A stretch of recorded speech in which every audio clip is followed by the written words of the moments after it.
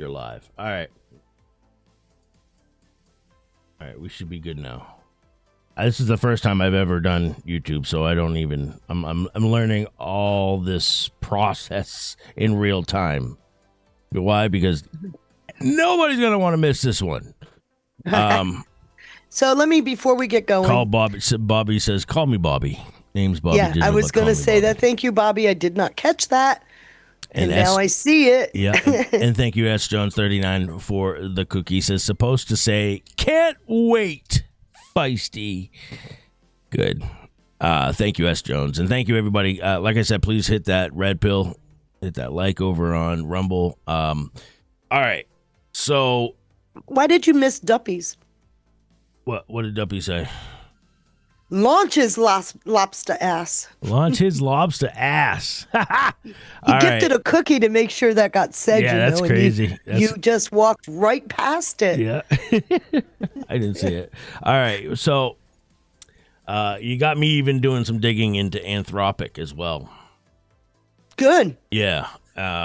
Which has shown itself to be a, when they say national security threat, to say the least. Holy cow. I have over 200 pages of research into that.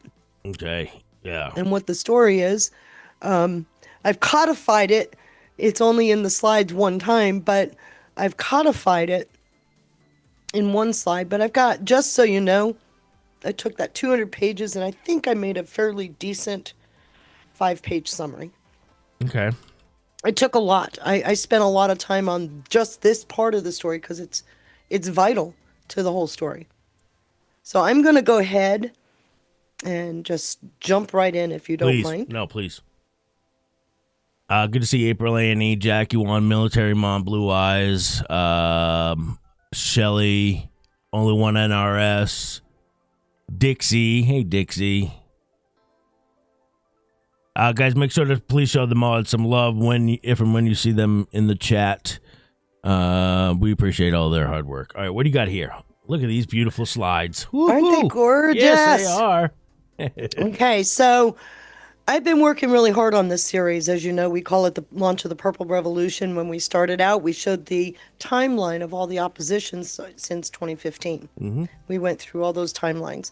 And we showed some current things to include what's happening at the Vatican with the reset there, as well as some of the things going on here with the reset.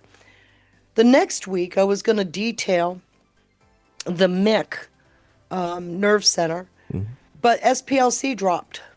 So I preempted and I gave us the SPLC hub because with that, from launching the revolution to that shift which really highlighted that, the shift from traditional politics to insurgency was very evident. When you look at the slides, I did one a year, and I couldn't obviously put everything on every slide, but I pointed to some key pieces. But that insurgency on American soil really did feed into this hub of the SPLC, and we talked about how just one nonprofit became a clearinghouse for ideological targets, the information war. It provided the threat narrative that all of the federal agencies needed to weaponize law against the American people. And that was highlighted in the SPLC hub. From that, I took that into, instead of doing the MIC, I just did the Opposition Nerve Center, which was the LCCHR hub that the SPLC comes out of. That's the learning conference. The Leadership Conference on Civil and Human Rights. Right. Run by Maya Wiley. Maya Wiley. We went through that, and you found a video at the very end of that show that proved everything I just said in 34 slides or whatever. Mm-hmm. So that particular moat, I'm calling it a moat, an administrative moat. It's made up of lawyers and bureaucrats and NGO billionaires, all the suspects, right? They built a fortress, if you will, around the West Wing to ensure that even when we change a president, we don't change their agenda. And that's what that was designed to show you. And I believe I did a pretty good job of proving that. Yep. So today, this was supposed to be the final deck, right? The transparency convergence, showing how we're moving from those shadow forces into executive control, where we're actually getting back our elected president and his agenda versus theirs. But because of some things that happened this week, I'm forced to break this into two shows because those actions are so important to talk about. And with that, it actually shows you, proves to you what I've been saying. So we're going to be talking about the actions that bring about that transparency convergence. And with that, we're going to be showing 5 key things I'd like you to keep in mind, because these are all verifiable. You can look them all up, but we've got, it's not a theory, right? This isn't conspiracy. Everything is about proven. this is all open source, guys. All open Everything. source. Yep. So just so you know, when I got done, I PDF'd my slides, uploaded it to AI, and said, give me a score from 1 to 100 on fact versus conspiracy. Didn't like words like purple revolution. It didn't like words like deep state, but it gave me a 92% fact versus conspiracy. And the only reason for the downgrade is because it didn't like some of the words I used. Not that there were any facts that were wrong. In fact, it commented on how strong this deck was factually. So I'm just going to point that out. I busted on this one because of some of the story, but nevertheless, when you go from the Sapir mandate with the 6-month reserve on precursors for our drugs to the Hensley accountability, which just happened on April 22nd, you're actually seeing these pillars come through. Okay, and this is what, and there's a couple of more, but I couldn't fit them.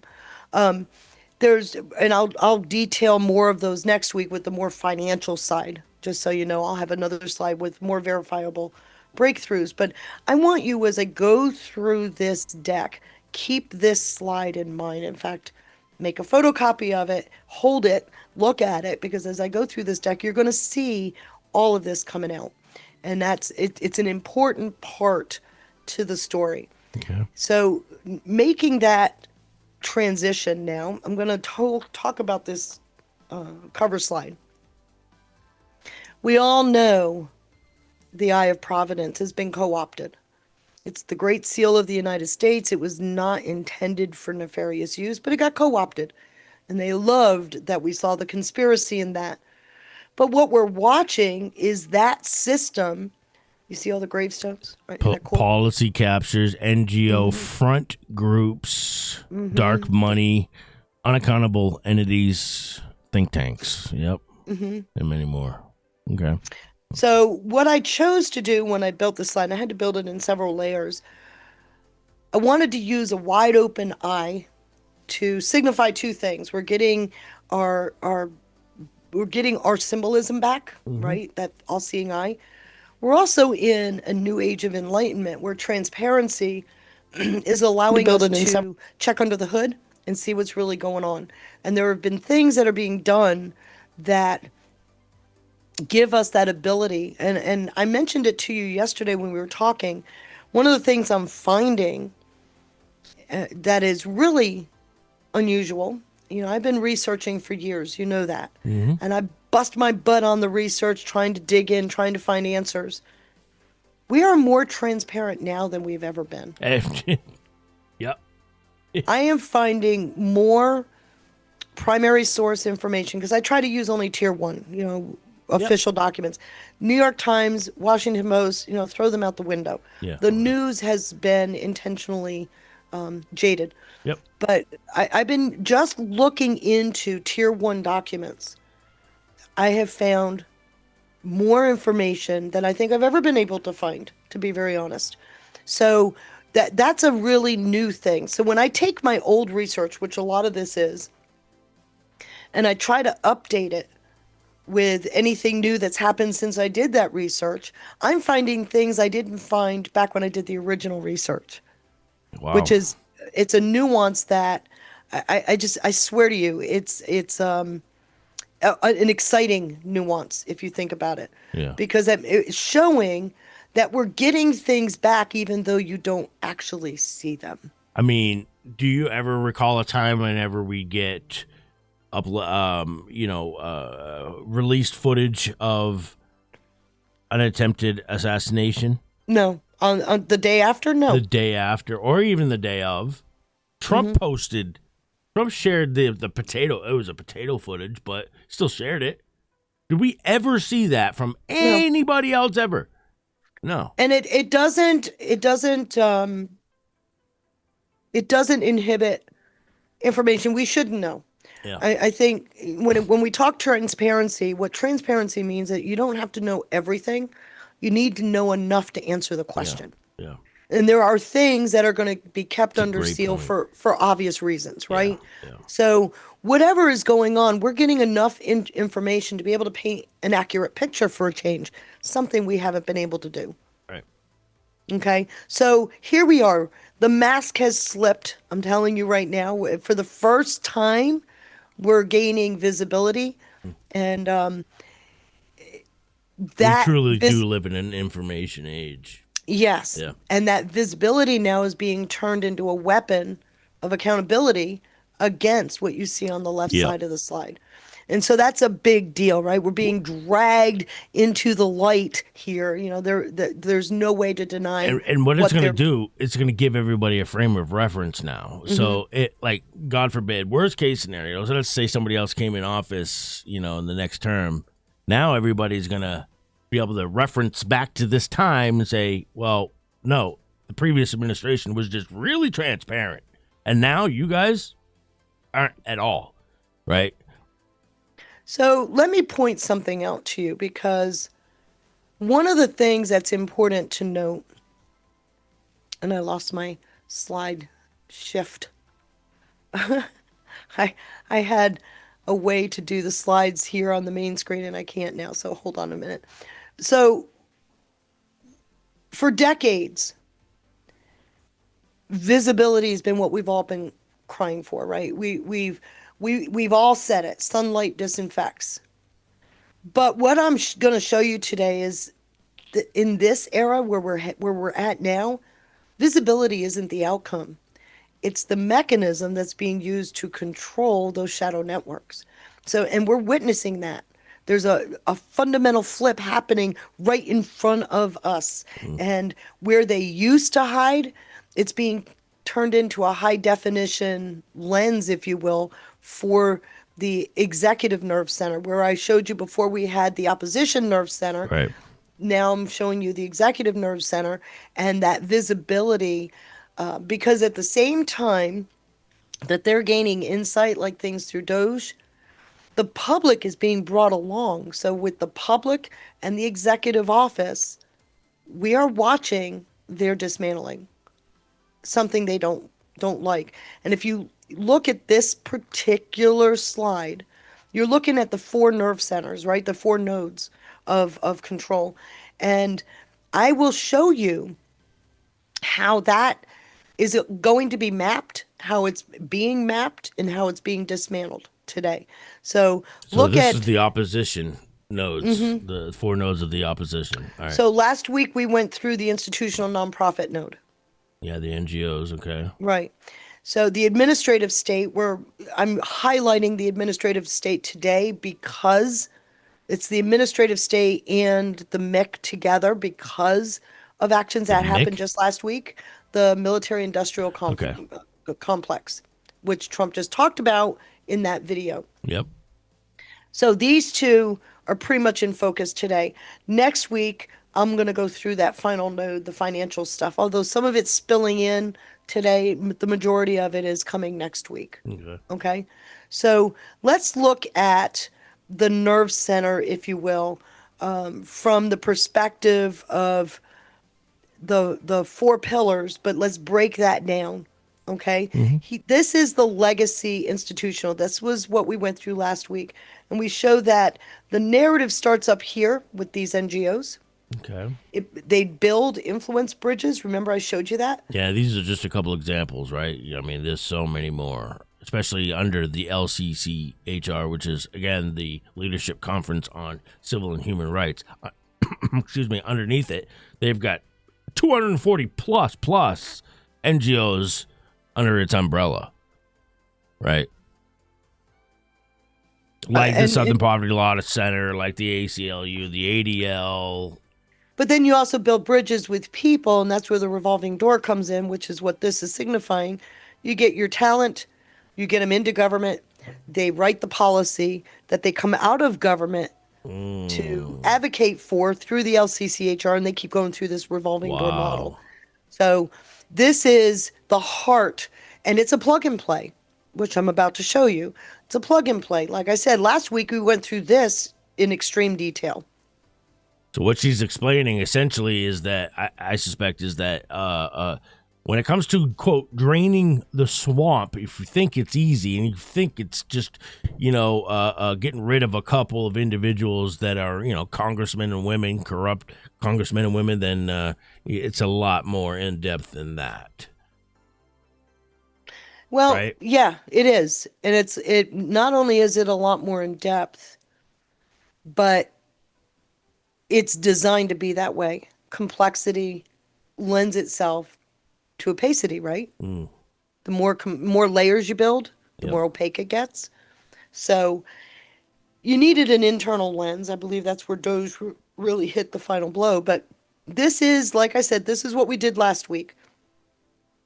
This is the financial system nerve center. And this is largely Scott Bessent. And this slide, by the way, isn't completed because I got to now put it through my edits based on some of the stuff I'm putting in today's slide. But that influence loop for the financial nerve center is it's not about what you think. It's about what can be done. The financial system itself, at the top, you got compliance, the Fed, the SEC, FINRA. You got all of those up there. They're not just regulators, but they're also gatekeepers in the old system. And they define what is risky, and they set the standards that control access to capital. So this was a big deal where you're using part of the government as a gatekeeper. You following? Yep. And they, of course, put it through an ideological filter. That's the bridge. It's where these think tanks then come in and they define what stability means. And they create the demand for more rules that the compliance hub will then enact, which is up here. So that consolidating all of that, of course, within the big banks. Does that make sense? Yep. Okay, taking us on to the administrative state, another big area. This is the regulatory hub, if you will. This is where, which they've themselves have been neutered in the last several years. Major Chevron way, but there's still more to go. The EPA one, right? Right.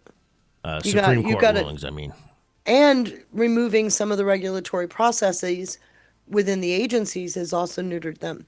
But the big one for the administrative state, EPA. Schedule F. Oh, Schedule F. So Trump can fire anybody at will. He's made policy-facing positions within the federal government at will. Yeah. Not just Trump, too, but you got Hegs. Well, actually, does Hegseth count? Oh, yeah, because it's following through the Schedule F. Yeah, okay. And for that matter, Bessent. I think Bessent was even posted something. So remember, they immediately tried to fight it. And the Supreme Court has finally said they were going to let the government continue the firings while the litigation goes through the system. We're not going to get a final answer on Schedule F probably. We'll get it. We should get it in June because it was just heard. So the fact that the Supreme Court allowed Trump to employ the Schedule F changes lends itself to the fact that he's likely going to succeed on this because it is a core of the executive duties. So it's probably going to go through as well. So not only do you have Chevron, where they no longer get control over what is said and how it's done, you also have the Hensley protocols that were just put in place that remove the shield contractors were using to defend the administrative state, if you will. And then you've got obviously the Schedule F piece to this, and there's others. Like I said, remember those 5 pillars because they all come into place, and that this big set here is where Trump is actually gaining back legitimacy as an elected president of the United States, and his nominated and confirmed cabinet now have authorities. So I left this for the last one because this is a big one. And the weight of this is going to come up here real soon with the Anthropic story. But this is the MIC, right? This is the nerve center of the MIC. Military industrial complex. Right. So you're using NGOs as your intellectual hub, right? Mm-hmm. And notice this guy always shows up. You got a legislative node where they actually embed their sycophants into the staff of Congress.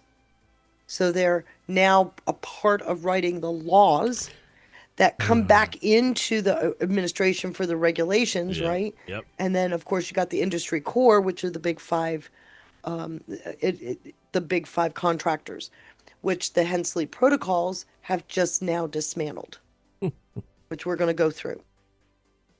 So this is a big deal that we just struck at the heart of the MIC with the Hensley protocols, because now everybody's scrambling. What do we do? What do we do?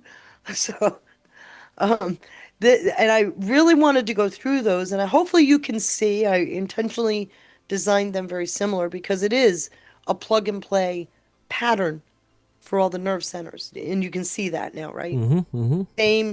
Same thing, different players, sometimes even the same players. Yeah, these are their systems of control right here.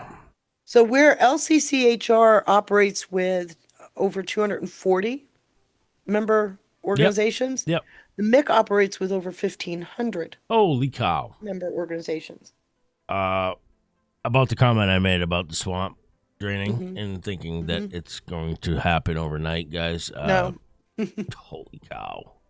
Daunting. But before you lose heart, like I just outlined, everybody remembers the 16-year plan.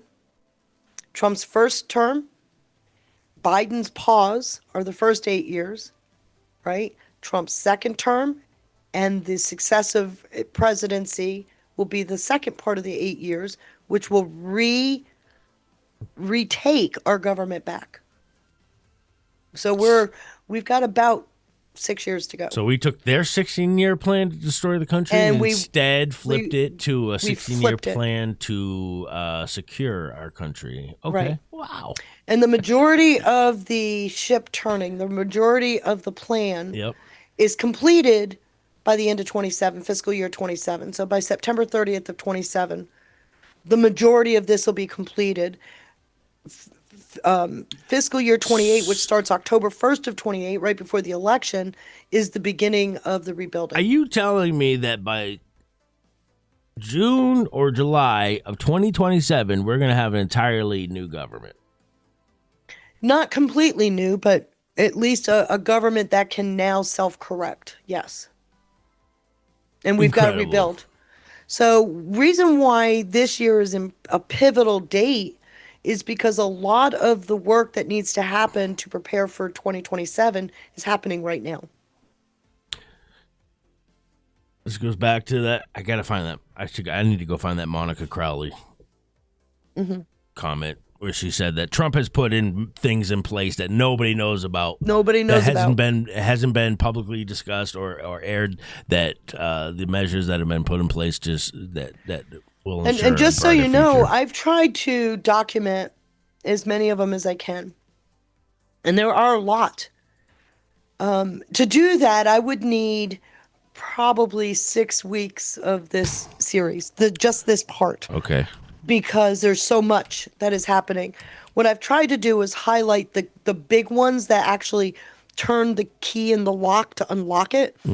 And I believe I've done that. You'll have to let me know. But that's what's so big about what we're watching right now is there's all these keys are opening locks at the same time. So, and it doesn't mean that we're done, but you should start to see this year a noticeable difference in our lives, in our quality of life. You should start to see that this year. I'm serious about that. Okay. 2027, you're going to see it more. By 2028, when the new administration comes in, we are going to be in a position, 2028, 29, we are going to be in a position to look back and say, wow, because it'll be a remarkable difference between where we started and where we're at. And I'm hoping I'm surviving long enough to actually be able to tell that story, because this has been an incredible story, an incredible journey so far. I want to be able to tell that part of the story. So say a prayer. So, what would you say to anyone out there espousing things like, oh, it's all about digital currency. Oh, it's all about Palantir is now fully funded. Oh, nobody. My comment to Get those ready to kinds of have your comments. crotch sniffed out by a robot dog for vax status as their eyeballs are scanned by drone for digital ID. What would you say to somebody like that? You're only understanding what you want to understand. I couldn't agree more. There's always more to the story. Yep.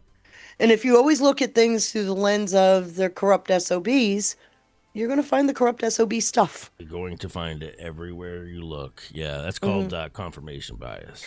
So, and the other part of this is to remember, it's not about getting rid of the system. It's about controlling their system.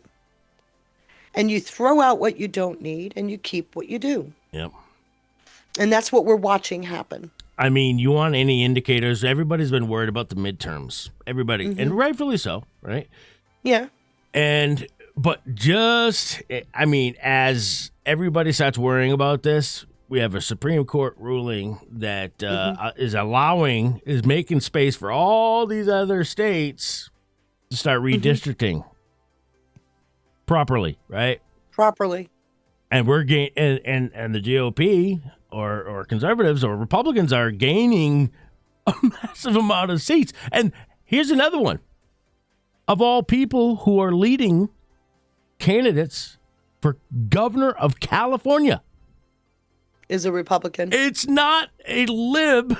It's not a Gavin Newsom replacement. Tossed Swalwell, right? Yes. They just tossed his butt. Like I was saying the day that happened, you don't toss your forerunner, right? Your front runner, unless he's toxic to the party. They had nobody to replace him with. Yeah. The other guy running on the Dem ticket was so far behind it wasn't funny. So now the unlikely, right? He was unlikely to win. The unlikely Republican candidate is just sweeping the field. And the Democrats have nobody. And this is the problem when you only hyper-focus Candy on BitChute. This is the problem when you only hyper-focus on the corruption. You have to look at everything. And here's the problem also when you just hyper-focus on the corruption. You tend to develop a pessimistic outlook on the whole, on the entirety of it, of everything going on. You got to see things. You got to be as objective, emotionally free from all analysis, which is one reason why I commend Feisty for what she has done. I mean, imagine, and I totally agree with what Feisty has said time and time again about understanding the three sides of the triangle if you want a good 40,000-foot view. You can't just omit what's going on with the Vatican or the City of London or D.C. for that matter. Right. You know, you have to include the entirety. And you have to start to allow yourself to see the flip side of the coin. Everybody's so hyper focused on what they did that they're not seeing what's being done about it. And when you see what's being done about it, it has to be divine. Right? There has to be a divine intervention involved in this because I can't explain it otherwise. Yeah. So I'm going to look at this slide. This is what I call the power stack. When you got all these nodes align, you get such a control system that execution through the military is easier. And I'm going to show that. I'm going to actually tell the COVID story today and what warp speed was really about. Yeah, because a lot of us have suspected that COVID was about a whole lot more, and warp speed for that matter. And warp speed actually was the original, the start of breaking the chains, and I'll show that today. So it starts at the top with the narrative. Everything starts with the narrative, right? And think tanks, NGOs, they all shape what the public believes is acceptable, right? Mm-hmm. And then that becomes part of policy. So an example of that was in 2017 with the statues being removed, and again in 2020 when they started doing it again. States started removing these statues, right? Mm-hmm. Because it became a part of public policy based on what the NGOs and the information network was pushing. Mm-hmm. So they created an urgency that the states reacted to. So that narrative, once it becomes a part of a policy that's being formed, then the administrative state then takes those ideas and hard rules them into the programs that they develop. So if the narrative says we need a certain regulation, the policy node makes it real. And then once you get that policy node making it real, then you get money appropriated to it. Right? So then you get all of this stuff with the legal part of it. You get the protection you need to keep that in place, right? That's Right. their legal defense system, is to co-opt the legal system. Yep. And then of course you get the execution where the military and the intelligence apparatus enforces all of those priorities. This So is it's how more you than end up. just corruption. This is also you got. Don't let's not forget Soros is new enough to install district attorneys all over the Right. country, new Right. to install secretaries of state all over the country. Right. They To keep right, the system in place. right, and to thwart our legal system. Right? Yep. And then sadly, it's been playing out on the battlefield. And this is and you miss all this when you hyper focus on. I'm not saying don't focus. Obviously You got to take it in context with everything else. That's right. That's right. You have to. Or you're gonna miss it. You're not only going to miss it, but you're going to have a distorted understanding of it, of what you see unfolding. And then worse than even that, you're gonna espouse this. You're gonna repeat this to those in your sphere, and you're going to affect others, people that you care about and love, and you're going to give them a pessimistic outlook. And is that really what you want to be remembered for? If so, then this might not be the show for it. So if you take what they've built and you flip it on his ear, the executive, Trump, can then use it to reverse them. You use their tools your way. Right? Yeah. So that's what Trump is doing right now. And I defy you not to see that in some of the things going on. You've seen every bit of this in play. And he's a master. He understands them and their system. And he is very effectively using their system his way, which has got them so frustrated, by the way. Because they're being pushed into a corner because their narratives are boomeranging because of the way he's using their system his way. It's cool to watch. Once you see it, you can't unsee it. So let's take this into the common architecture. One of the problems, and this is why Trump has been able to exploit it, one of the problems that you have that has taken us decades to unravel all of this is the fact that the more they layered it, the more opaque it became, the more complex, the more opacity, right? So because it was so opaque, a lot of what they were doing was hidden below the surface, and we could take care of the pieces that popped out and we saw, but it didn't do anything to deal with the underlying structure. So whether it was influence, whether it was finance, they all shared a common architecture, which is why I showed you the 4 notes. And that opacity is not an accident. It was designed. It was fundamental to the system. For the nerve center, the opposition nerve center to work, it needed the opacity and it needed a complicated system for where it was hard to look through. But something happened on the way to this era that we're in. Technology caught up. And that's the biggest reason, because now things are changing at the speed of the press the enter on your keyboard. Where it would take years before, I showed that in the shadow banking series, where the rules to fix a problem were often decade later. Right? So, for example, the LIBOR scandal was exposed in 2012.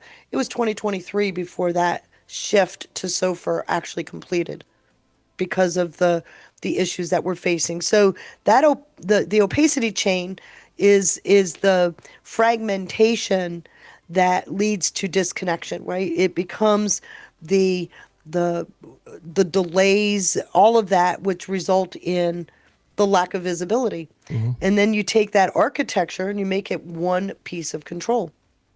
So you got the policy pipelines, policy, personnel, and regulatory control. This influence system, coupled with the financial system of the shell, offshore, and layered transactions, you've now got a system that is it's a behemoth, right? It's a leviathan that's not just domestic, but it's also foreign. And I'll show that with the COVID story. Okay. Okay. So we've had warnings about this. We've had lots of warnings from Eisenhower, 1961, where he said that we must guard against the acquisition of unwarranted influence. What is he talking about? Obviously, the influence node, right? He was also talking about the MIC, where you had two nodes colluding, right? So he wasn't just talking about guns either. He was talking about that concentration of influence that bypassed any kind of democratic oversight. Okay. Woodrow Wilson and JFK both had similar warnings where where Kennedy said that secrecy is repugnant. He recognized that these opaque systems influence and encourage and actually embolden secrecy chains, right? So now you've got that part of it. And then of course before that, well before that, Woodrow Wilson, not my favorite president, actually also talked about that there was a power that was organized, subtle, and watchful. He talks about this way back in during his presidency, 40 years before Kennedy comes in. So this isn't a new thing. None of this is a new thing, and it's not just a new world order thing. It's control. And people are, by definition, always looking for a way to get around the system to gain the most out of the system for personal use, right? So we're showing a system that is a lot bigger than what people think, but it includes a lot more than people think. So at that level, the ones I just showed you, that's a system level risk. Let's look at the operational stuff. Who can forget Reagan? It's government is not the solution, it's the problem, right? Everybody knows that, went off the top of their head. And the worst, what is it? The most fearful words out of government is "I am the government. I'm here to help I'm you." here to help. Yeah. All right. So we've got Reagan speaking in, but then go look at Rumsfeld's September 10th, 2001 speech. What did he do there? He declared a war on the bureaucracy.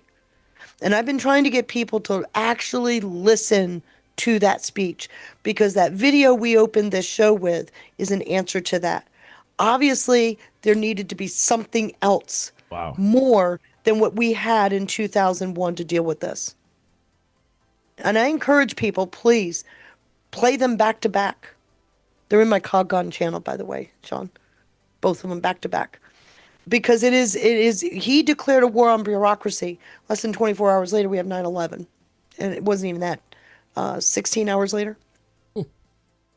So we have this situation with Obama, too, where he said the government needs to work smarter. It doesn't need to get bigger.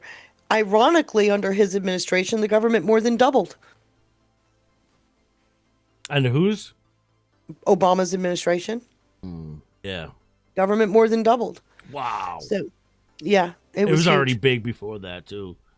Yeah. We watched it here in D.C. in a real way. Wow. It's huge. And since then, it's actually under Biden. Under it cut Trump, in half, he took didn't it? not in half, but almost, because under Trump there were things put in place that Biden didn't undo. So it started scaling back the size of government. The biggest decrease in government happened this year with the RIFs. The what? The RIFs, the reduction in force. Oh, okay. Okay. So, Stay tuned, everybody. There's a whole lot more that she's going to get into, and I can't wait till she gets into the anthropic stuff, too. yeah, it's coming. Oh, boy. So, the reason why I wanted to put these historical slides in here is because I wanted to show you that over the last century, our federal government, the government you elect, has been effectively taken hostage. And the fight we're in right now is to regain that sovereignty. So we're at a moment of choice, right? This is where the time for warning is over. You And mean kind of Trump's like video, Trump is has a war of choice? You mean like that? yes. So I purposefully used a certain word that I introduced to everybody's Bifurcation. Yeah. vernacular. I purposely used that word in there Which means because we were at a point where we had a choice to make, which is the genesis of that 2016 speech we started with. it's essentially like another way to look at bifurcation is a precipice, maybe, right? Like you don't have a choice; you have to go one direction or You the have other. to make you have to make a decision between Yeah. two destinations, There's and no- we either continue down the path we were Right. to absolute destruction, or we make a hard choice, and Yeah. it was a hard choice to choose a different path that began another 16-year journey. Yeah, and there's many counter attacks that you're going to receive in the process too. Right. And we've been victims of this war. Yeah. So in order to gain any sense of equilibrium, we actually had no choice because it was obvious that we were losing in a big way our quality of life, our dollars, everything was disappearing, right? And we could no longer ignore the fact that we had a government that was aligned against the people of its own country. So now we go into the reconstruction because it's not just about an executive reset now. We're looking at a system that's based on transparency, but it's adding that element of accountability back into the picture that had been very carefully smoothed out for the players in the old system. So look at the tools. We've got FinCEN, you got the Treasury, you got FATF, right? Which is a foreign group. You're enforcing some real-time visibility and identity attribution into the system. And this is mostly financial, what I just told you about, but you always follow the money because when you follow the money, you find all the players, you find all the operations, right? So for the first time now, we can actually see networks and intervene directly. Now, how can I prove that? How many times do we have to hear Scott Bessent say, we're watching billions leave Iran, or watch where UAE arrests dozens of the Shamkhani network's money changers in UAE or in Dubai. So if you sit and think about it, you're watching this happen in real time. So that's why the system now is finally breakable. We've done enough pre-work that we not only are breaking the system, but we're breaking it in such a way that the control is being restored into the executive office and it can't grow back. And part of that, by the way, is blockchain. Do we have any other indicators of this? Of the system being broken? Yeah. Well, like what are some good indicators? Well, I just told you about the Shamkhani network and the billions leaving The Shamkhani Iran. network is essentially Iran. Yeah, right? it's their current government. They're holding the Iranian government hostage because they're about 50% of the Iranian economy. They represent that, and it's a shadow network. That's City of London. Well, eventually, yeah, it's a triad there, right? You've got the Brussels power, Yep. City of London financial plumbing, and the Shamkhani network moving illicit money. You're watching that squeeze happen. So For that whole would we say network. like the City of London be the brains and then Brussels No. would be the money? Brussels is the brains. And City of Brussels is London the brains. money. City of London is the financial plumbing. Okay.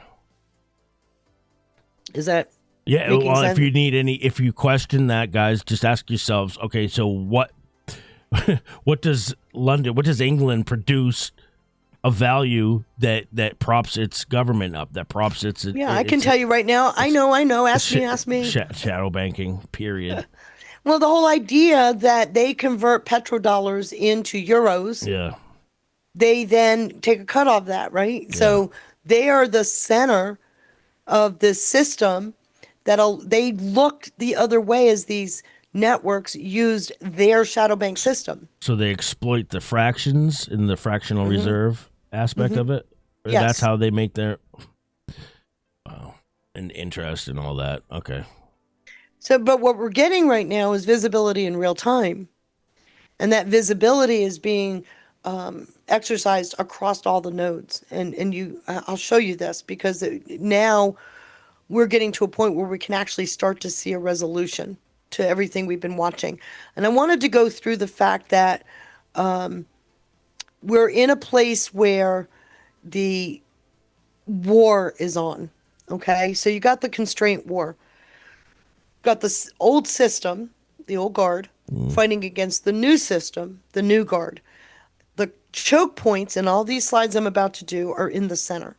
Okay, so what you're looking at here is this is the battlefield that Trump is talking about every single day. Besant talks about, Hegseth talks about, all the NGOs are trying to say, yeah, but the administration, king. This is the actual battlefield that we're facing right now. The more they get squeezed, the choke points that are being used, don't just look at it as a choke point that's attacking them, but they're choke points because they're establishing a new order. So the civil service law, right? Schedule F, the regulatory proceduralism, how many regulations have been going away? Scott Besant's even talking about some of those where they're easing restrictions on the local banks, right? Your They're easing them? region on they're easing because what they did to lock out Main Street is they overburdened regional banks with compliance requirements. Right. And so lending on Main Street create a dried up almost monopoly. immediately. Well, lending ended too. Monopoly. What? Lending ended. Oh, yeah.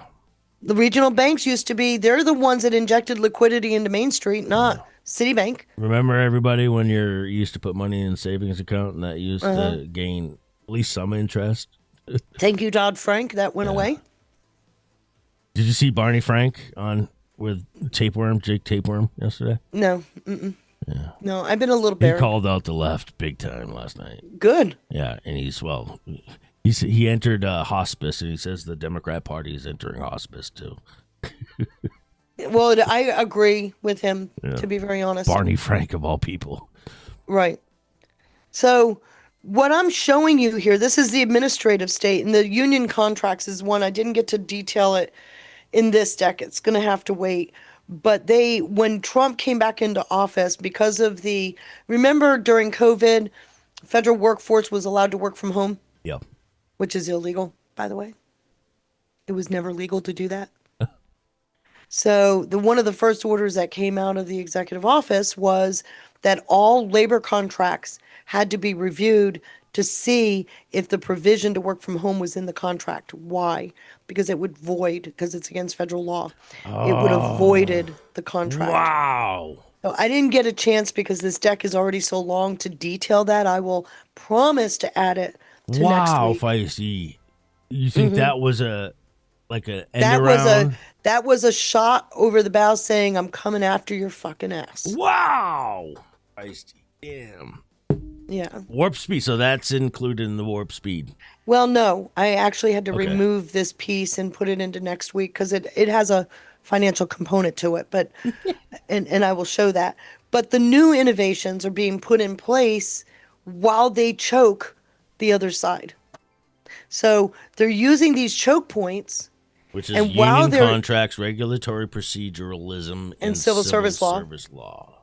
They're using these to choke this side, and then they're also squeezing. Yes, these are new. Okay. Wow. So we're squeezing this choke point. It's creating a choke point that's giving us the space to implement the innovations that are being used to keep them out. Mm-hmm. Wow. Okay. So you can see that now, right? Let's Yeah. look at the institutional system. You notice the choke points again. So this is going throughout all the nodes. This is the institutional system. These are the what I went over last week with the See, when LCCHR. I hear institutional, That's I think of influence. everything that we've gone into so far as Institutional. institutions, though. Well, no, this one is specifically the universities, the NGOs, NGOs, right?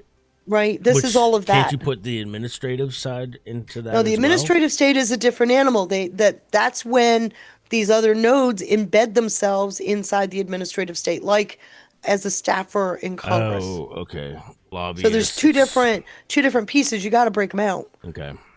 I Okay. just wanted So to. I wanted to identify that just for anyone out there that might get confused with, because I almost see all of them as institutions, NGOs. well, they are an and- institution of their own, but I didn't know what else to call that. Yeah. So Okay. forgive me. No, for it's fine. I'm just bad clearing that language up. there, but Yep.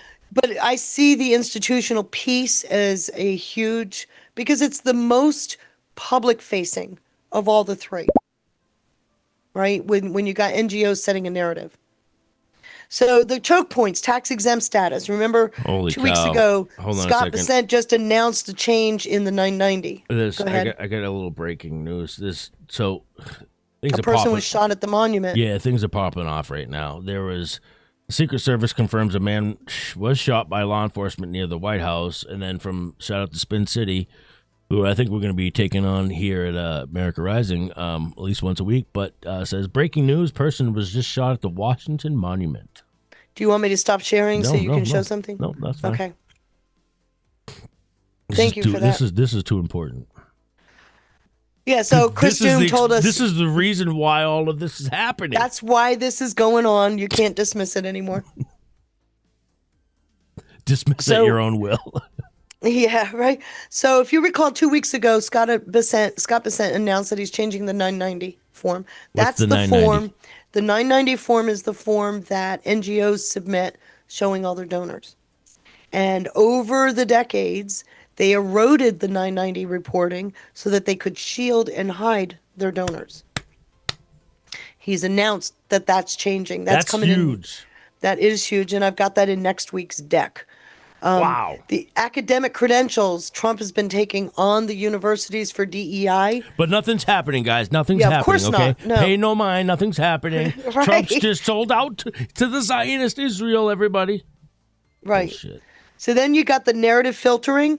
We're going after, in fact, another lawsuit was announced today by the Trump brothers, Eric and Trump Jr. They're going after influencers who've been lying, and they're filing lawsuits in court over Get out, defamation. really? Yes. So you're getting the narrative filtering is happening on two sides, right? You've This got was inevitable. it is inevitable. You've seen Trump do it. You've seen Melania do it. You've seen others Turning do Point it. USA just did it. Right. They're going after that. But there's also an administrative way of doing it. Open up any of these pressers, and what do they go through? The lies the media is telling. So you're now starting to see that filter be kind of broken up a little bit. And then, of course, the media distribution. This is where independent media is important.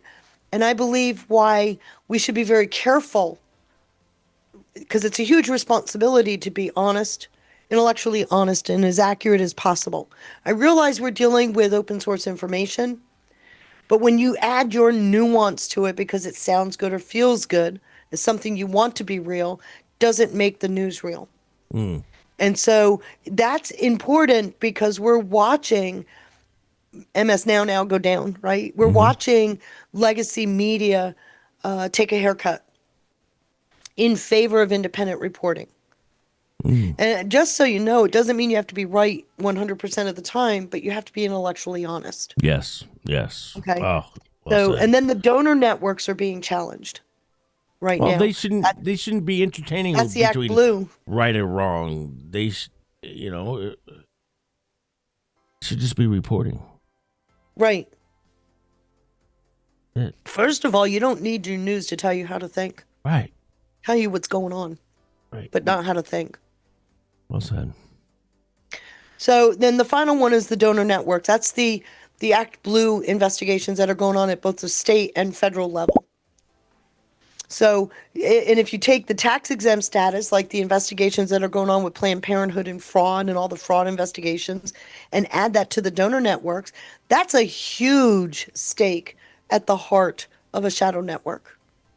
Just those two things alone, and that's the institutional piece. Looking at the financial system, you got payment rails. When you're talking about payment rails, you're talking about how money gets shut out of the system. We're using DEI and ideological filters to determine who got funded.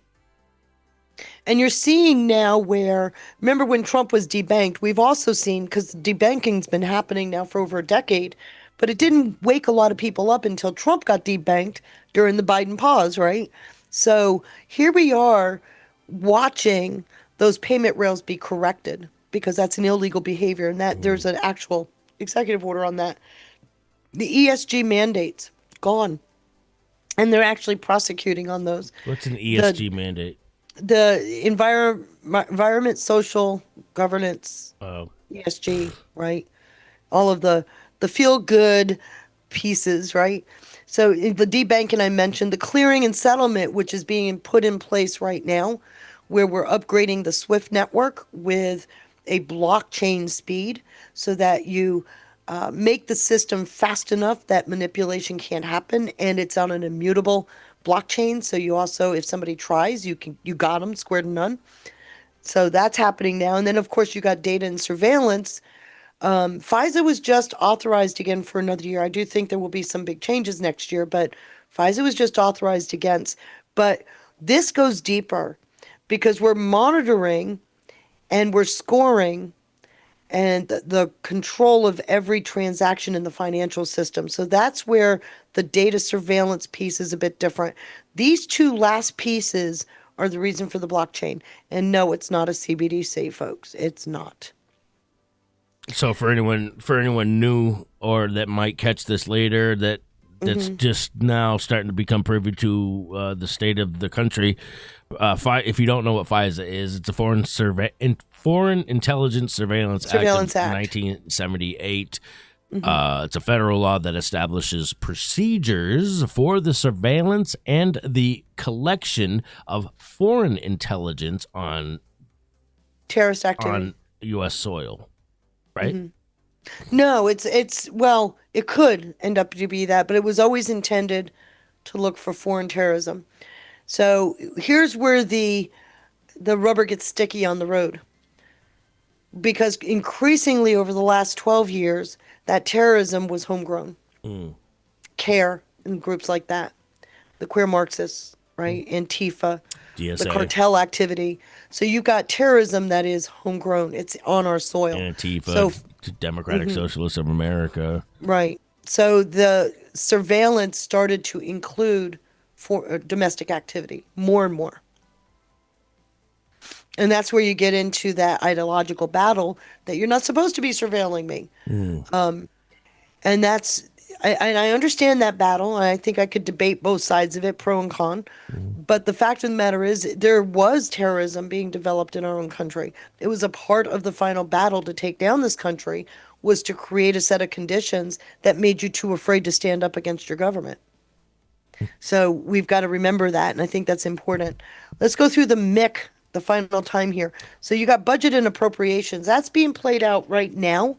And I'll show you that here in a big way, because when you're looking at the budget and appropriations, you can't mistake. Once you understand what you're looking at, you have to giggle at some of the hearings, like the two last week with Hegseth and General Kane.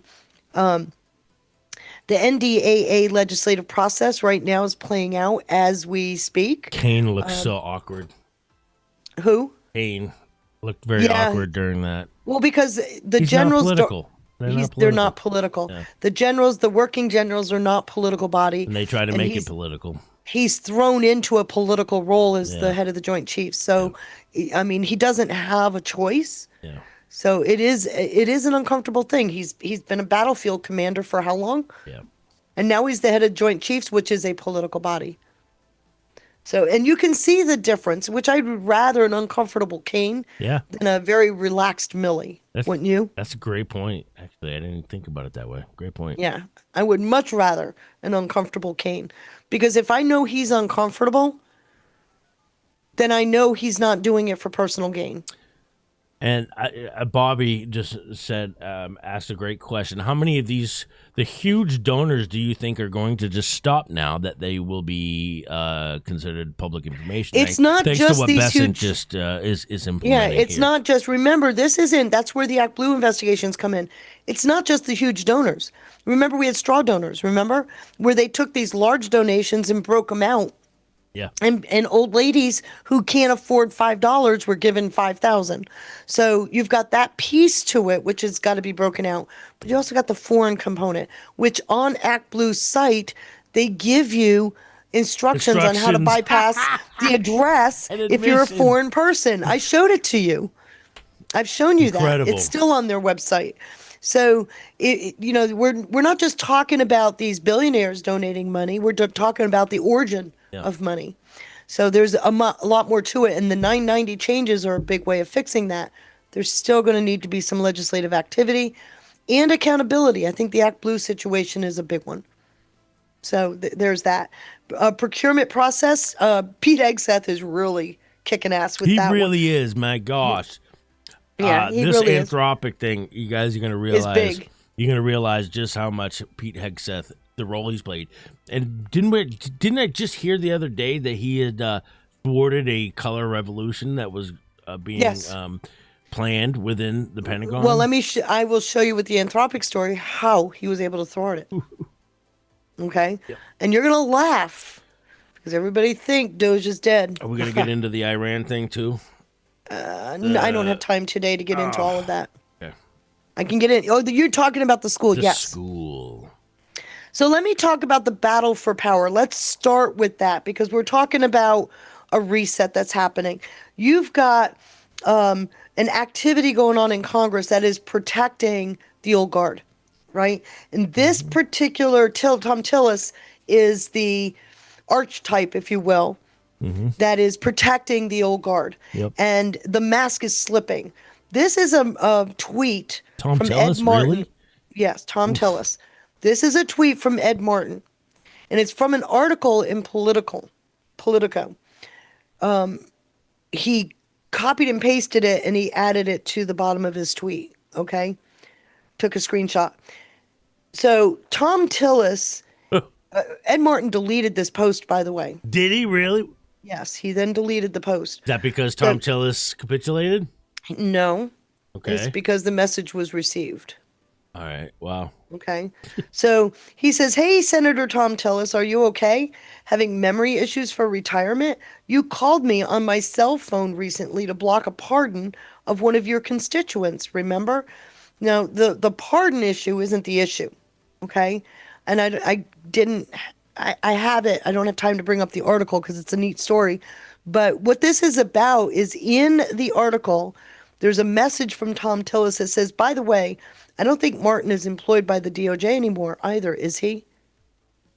But in fact, he is. And Tom Tillis knows he is. So what is this going after? This is the executive reset in action. Remember, Tom Tillis is the one that blocked Ed Martin from becoming a U.S. attorney. Tom Tillis is the one blocking the Clarity Act. Tom Tillis is blocking the Save America Act.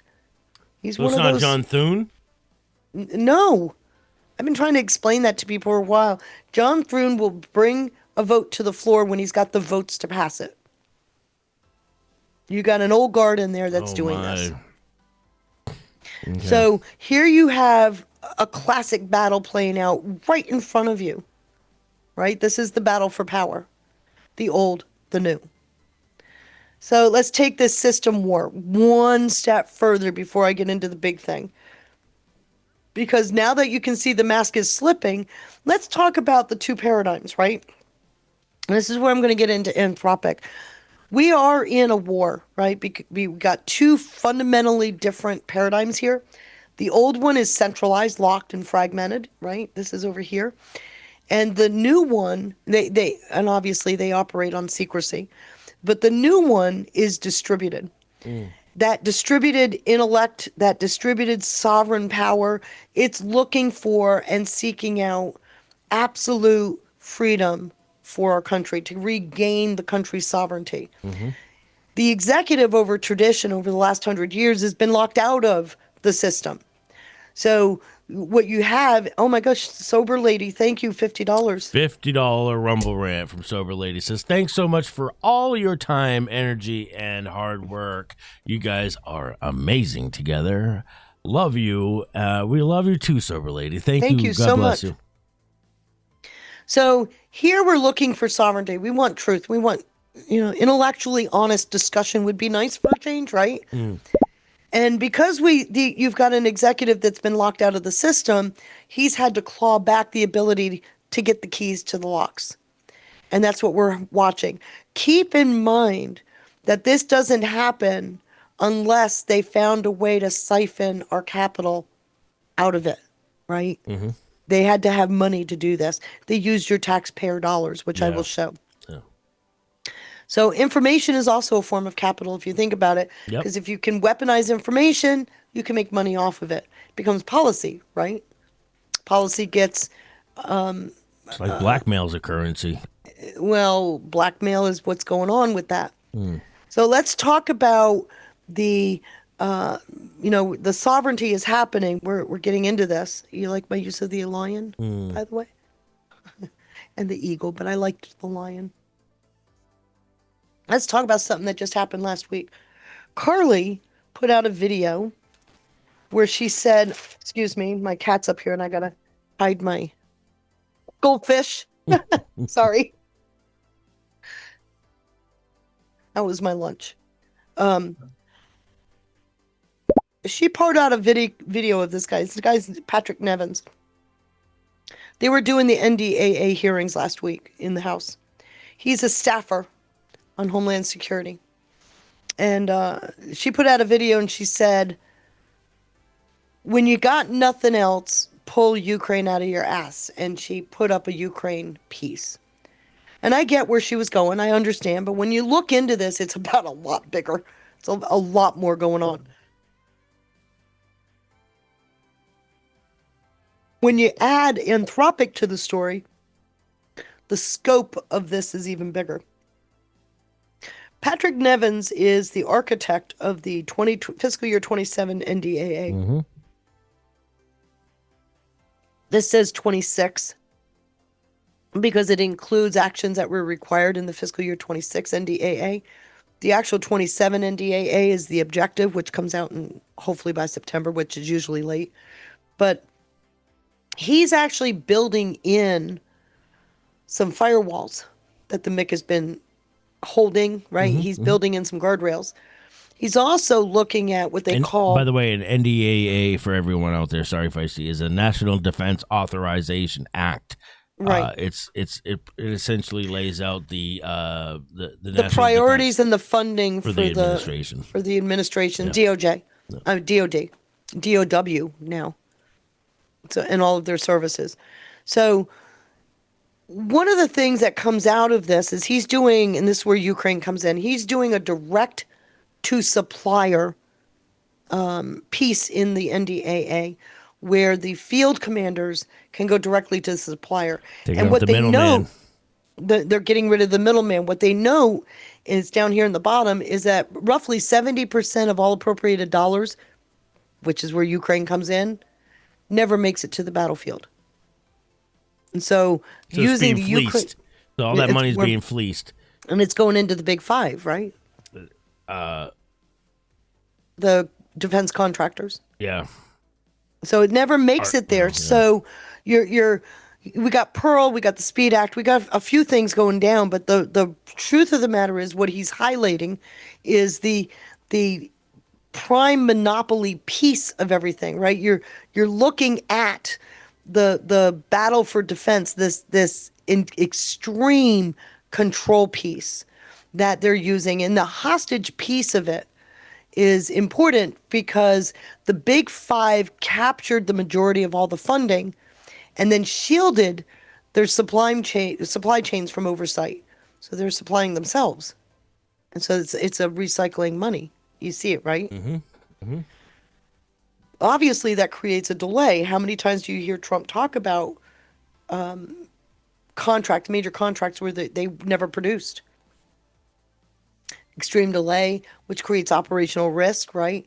And so this brings about the anthropic dichotomy that we're about to go into, but it's showing that conflict, right? The safety and control versus sovereignty and command. So the legislative pincer, if you will, you've seen that word before. That's where you put the pressure, you squeeze, right? He's the architect, like I said, of the NDAA. He is pretty much our guy on the inside, and he's embedding language into the document that allows DOW, Department of War, to buy directly from Agile Tier 2 and 3 suppliers. And that is something that's very new, and it's breaking the monopoly lock of the Big Five, Wow. the heart of the MIC. Okay, so they are performing. What he's doing is, there's no other word for it. It's a strategic bypass, and he can then. What that does is it allows Hegseth, or the Secretary of the War, it allows him to filter for suppliers, and he gets to choose who he gets to use, and he can go with direct compliance, he can blacklist, whatever, but he gets to choose the suppliers. It's not filtered through the monopoly, which is a big deal. So why is Ukraine mentioned? Because it's actually a stress test. In order to dissolve these monopolies, you have to frame that factory of reinvestment as a Ukraine aid. Remember, that's how that 70% never made it to the battlefield. And then the administration would move billions into these non-prime vendors. There's laundering. And they would effectively, build their own supply chains that were effectively laundering all those funds. Wow. So that infrastructure now is being dismantled. That's happening in real time. This is right now. So Ukraine's being used at this point? Ukraine is being used to fix the problem the MIC created. So anybody wondering why? So, oh man, does that mean Russia's playing a role in this as well? No, you can't say that out loud. That's not allowed. What did he say? So I wanted to point something out. I could not get AI to create this slide. Which at all. AI? ChatGPT. Yeah. So I crafted a fairly generic slide. Especially if you're getting anything prior to 2024, right? Well, they stopped populating the AI systems in August of 25. That's crazy. 25. I thought it was. So I'm going to show you. That was the original slide. I needed an edit on the slide. When it got done with the edit I asked for, which was just a word choice, it sent me that. You see the battlefield? The anthropic dichotomy. Safety and safety, meaning control, right? So a lot of times, double speak, okay? Right. If it's and anthropic, I'll go through that. There's nothing anthropic about anthropic. It's misanthropic, actually. Right. Open AI is actually closed AI. Right. It's just all of them. They actually mean the opposite of what their title is. It's incredible. So, this is important because it was a breakthrough for me. Mm-hmm. Because that's the original picture I wanted, but they flat out refused to do it. And then when I went in, I wanted to change that word to pincer because it was something people hopefully are familiar with. No. It changed the word. Nobody knows what a pincer is. We used it in the shadow banking series. Okay. It's that where you're squeezing, right? So I wanted to use that word because it's bringing in the language. And when it returned that fix, it returned it with that picture that I wanted, but it refused to use. So I'm just pointing out AI is capitulating. Till you beat it over the head with Well, I have been. Yeah.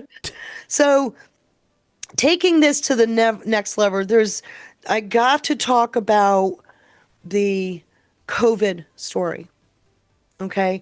Because a lot of people don't fully understand. And most of this research was in my 2020 5-part series on COVID. So what I did was I pulled pieces of it so that I could explain the story because it plays into what we're watching unfold today. Okay? So, and I'm going to show you, there's a something behind there that I need to show you that I gotta read. I gotta bring that forward. Cancel. I don't want to lose that. So in 2014, there was a moratorium put on gain of function. That date of the moratorium was a White House joint, it was a joint White House, not Obama, but the science office, White House NIH joint memo that put a pause on gain of function research. But the very They same requested day, it. this was put out. Yeah, they It was a, requested it. yes, and you're going to see why in a second. That moratorium, that pause, really wasn't a pause. The very same day, Francis Collins comes out and says that they're going to no longer fund gain of function on influenza, MERS, and SARS viruses. But what they did do is they started what they called a deliberative process. And it really was the workaround. Gain of function didn't end. So in order to bypass oversight, a cat, please. They created this operational handoff, right? So that piece that you're looking at is the whole idea of how we ended up in 2020. This started in 2014. I'm going to show you something in a minute that you're going to sit there and go, oh, I get it. I hope. So that deliberative process moved from any form of external restrictions to an internal governance mode, and it created what they call the P3CO framework, which was a risk-benefit evaluation framework. And what it actually did is it locked out some innovators, but it required that every project go through this lens. So it sounded good, but it was being controlled by the same actors that wanted the research to continue, both in NIAID and NIH. And that pause then became the process where the rules were written by the very system itself, right? Let me show you. I'm going to bring this to the front. Wait a minute. I can't seem to bring it to the front. Shout out to Mitch. Thank you so much, brother, for the pair of banger shades, and good to see you. I just saw about an hour ago that you hit me up. I'll have to hit you up after a little bit after the show, bro. Thank you for the shades again, and shout out to Curious Cat for the cookie, Ohio Kimmy with the cookie as well, and thank you to Dylan 1954 for the can. You're not gonna believe what I did. What's up? I got too many things up. Okay. I locked my computer up. Do you want me to pull it up? No, I am figuring it out as I go. Give me a second. You don't want me to pull up? No, because you don't have the whole slide that I need. Yeah, I've locked my computer. Didn't you send them to me? Aren't they in the Yeah, but Diggs you folder? don't have the underlying slide. You've got the hard. You got the hard slide, the PDF. So I'm wait a minute. Put it in the Diggs folder. I'll grab it real quick. I can't. It won't let me upload the PPT because it's too big. Hopefully this will fix it. Hopefully. So the operational handoff. Right. What are we? So from 2014 to 2017 is the time period you're talking about. From funding pause to self-govern. What are you talking? What is this about? What is this? What are you what they encapsulating did, and I can't bring it up. I'll read it. Let me read it. There's the deliberative process. It's a 1,000-page document that was released, where all these stakeholders added their 2 cents, if you will. There's an individual in there named Dr. No, she's not a doctor. Her name is Elizabeth Hart. She made a comment about this whole process, and she said, "Can it be argued?" And this is from what whole process? hold on a second, I'll get there. The deliberative process was a workaround. It wasn't designed to discuss the cost benefits and the reality benefits of gain of function. It was an actual workaround. Which we all kind of knew and suspected anyways, right? They needed. Yes. So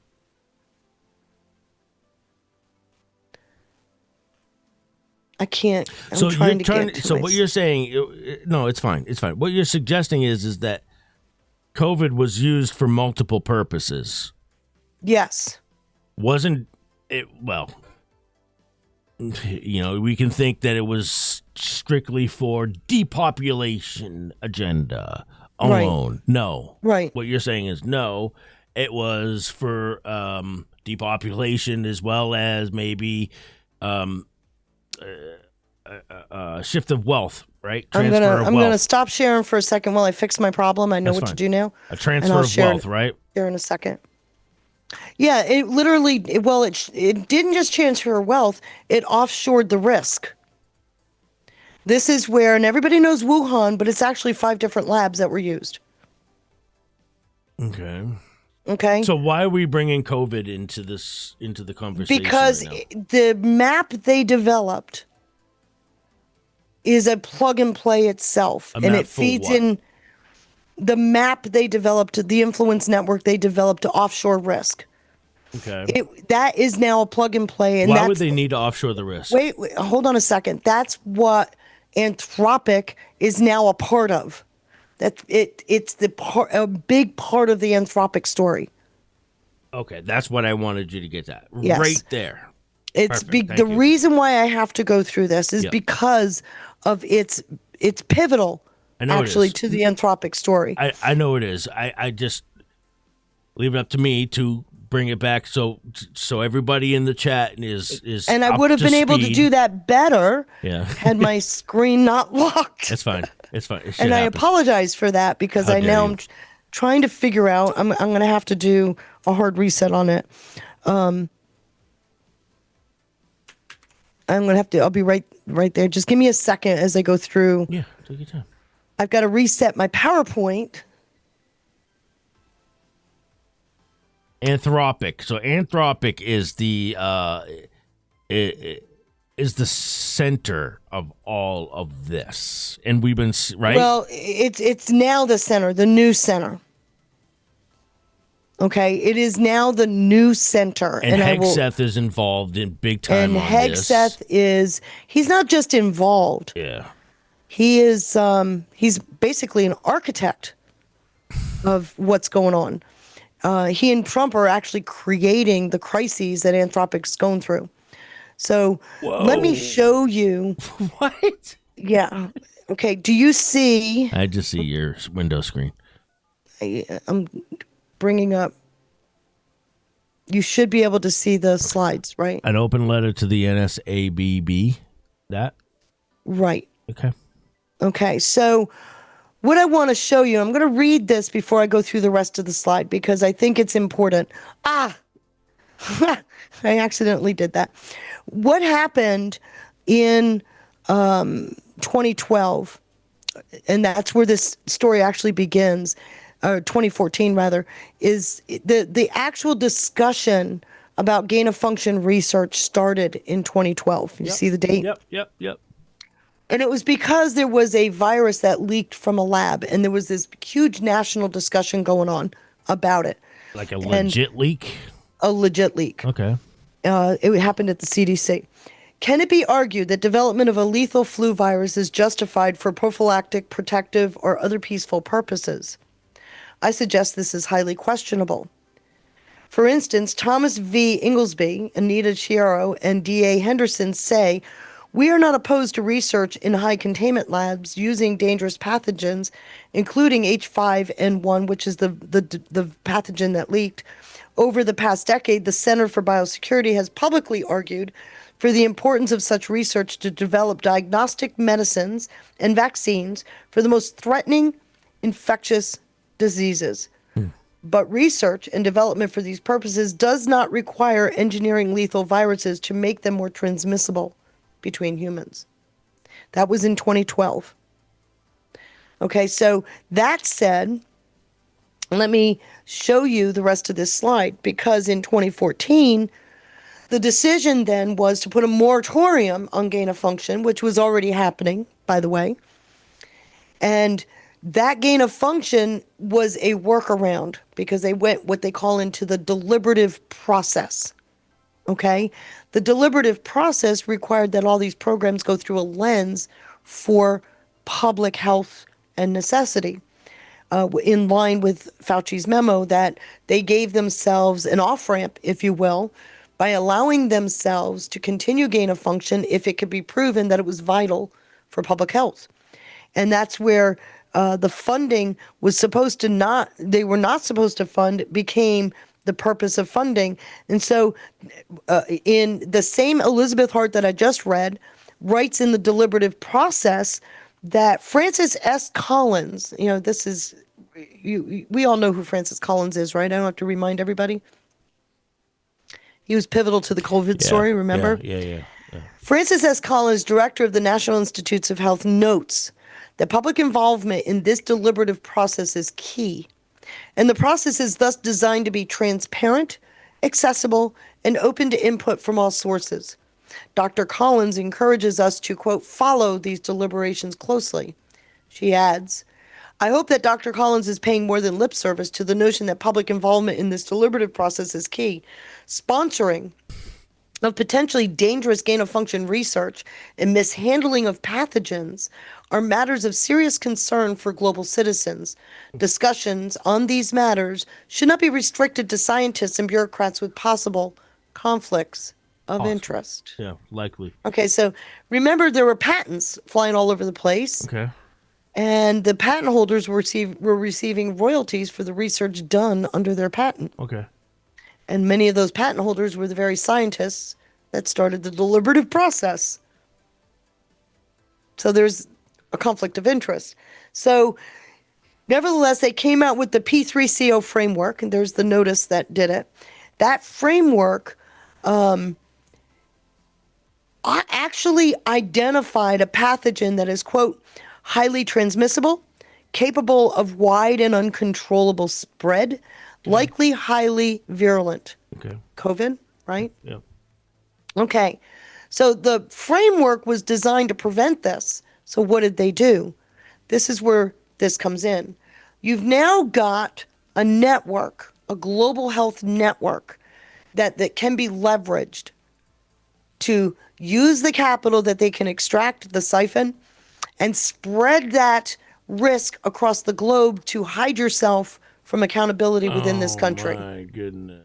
So there's the global network, right? This is the infrastructure layer. You've got your 6 key areas here. DITRA, notice DITRA.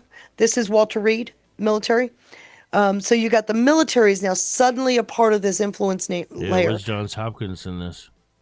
These are if you look at, you've got, where is it? Right here, the international partner institutions, universities, NGOs, research centers.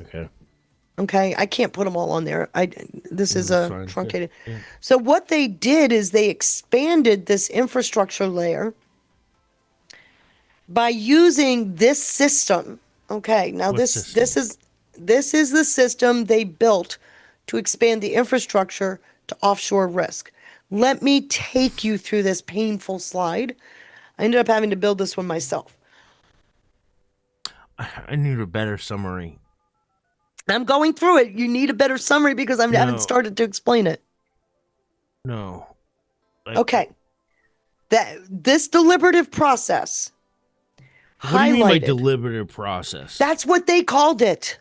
Okay, put that aside. What is it? P3CO. It was the process for identifying the constraints of gain of function research. It was what they put in place to prevent what happened in COVID. It's an instruction manual. Essentially, guidance. Thank you. Simplify it. Sometimes simplifying, I think, can help better summarize it. So they removed the funding pause once the P3CO came out. Conveniently, that happened on in December of 2017. Right. Okay. Yep. 2 days later, Fauci comes out and says Trump is going to have to deal with a Okay, pandemic. yeah, I remember that. Okay, 2 days later. Yep. So, and I apologize, I didn't go through that last panel. I Okay, went yeah. down to this.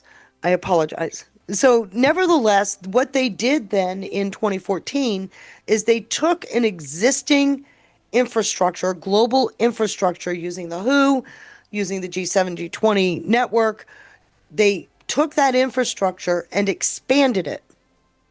Okay? Mm-hmm. That expansion was done via this mapping. Okay, let me walk through the mapping because this is the key to this whole thing. This institutional web of control was put in place in 2012, leveraged in 2017, and put into action in 2020. Okay? Leveraged as like almost like a threat? No, let me go through the slide. Okay. So when you're controlling a system, the first thing you got to do is acquire legitimacy, and you do that through your partners. So you're using things like the WHO, the World Bank, the UN. That gives you political cover. Then you have to bring in your academics, right?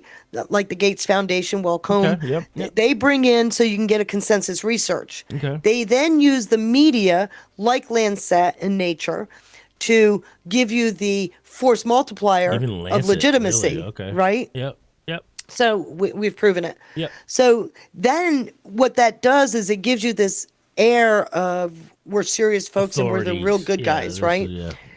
But then you have to control the flow of capital.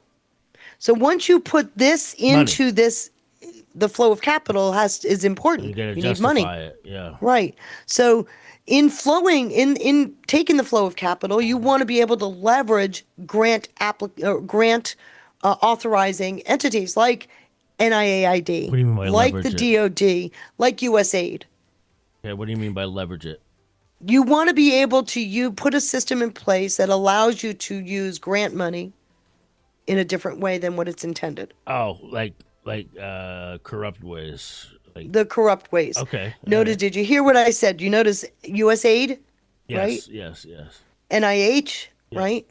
DITRA, right? Actually, oops. Walter Reed was a huge funding mechanism. Wow. So that gives it the DOD. Now, why the DOD piece? Because gain of function required open and transparent. All they had to do under the MIC is call it military readiness, national security. It gave it that secrecy Yeah. that you could keep hidden from any Classified oversight. nature of it. All right. Right. Wow. And it provided the Slimy. military or DOD with a double shield, right? That double shield, because the way you're framing the research, it provided a political stalemate. Now, I don't expect that you remember what happened in 2013. I don't know anybody in here that can off the top of their head remember what happened in 2013.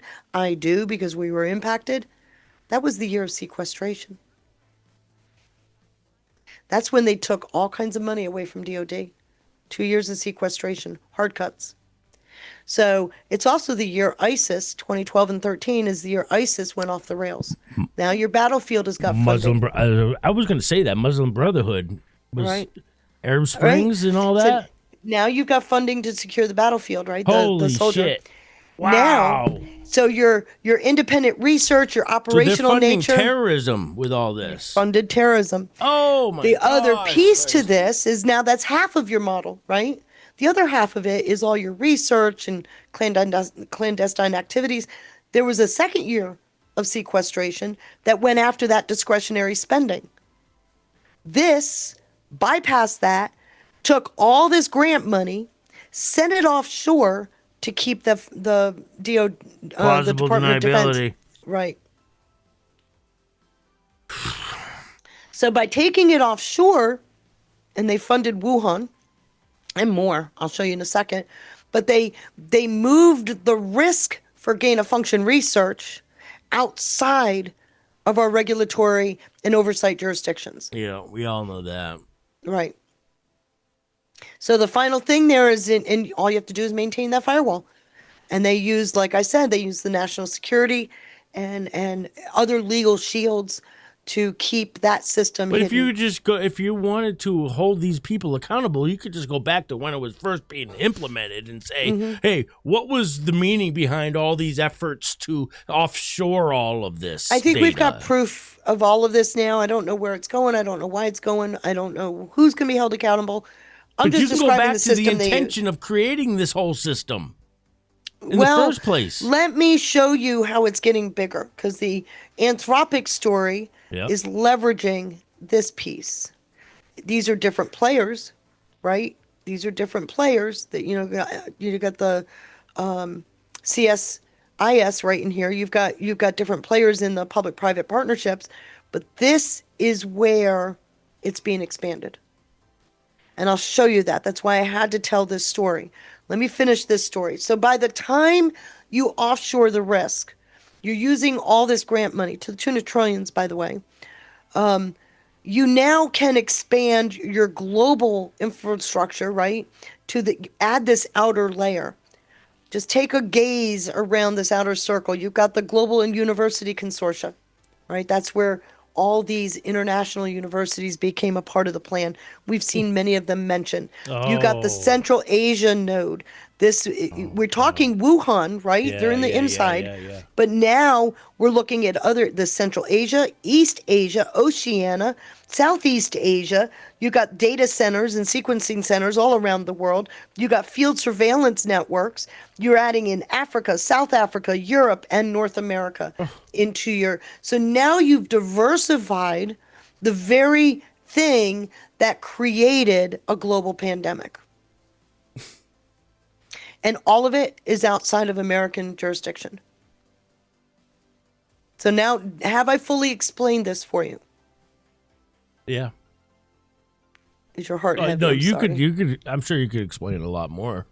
But I could, but I think getting to the summarizing because it why brings this is so in, important. that's why this is so important, because this is the system as it was set up for COVID, is the same system that Anthropic is building right now.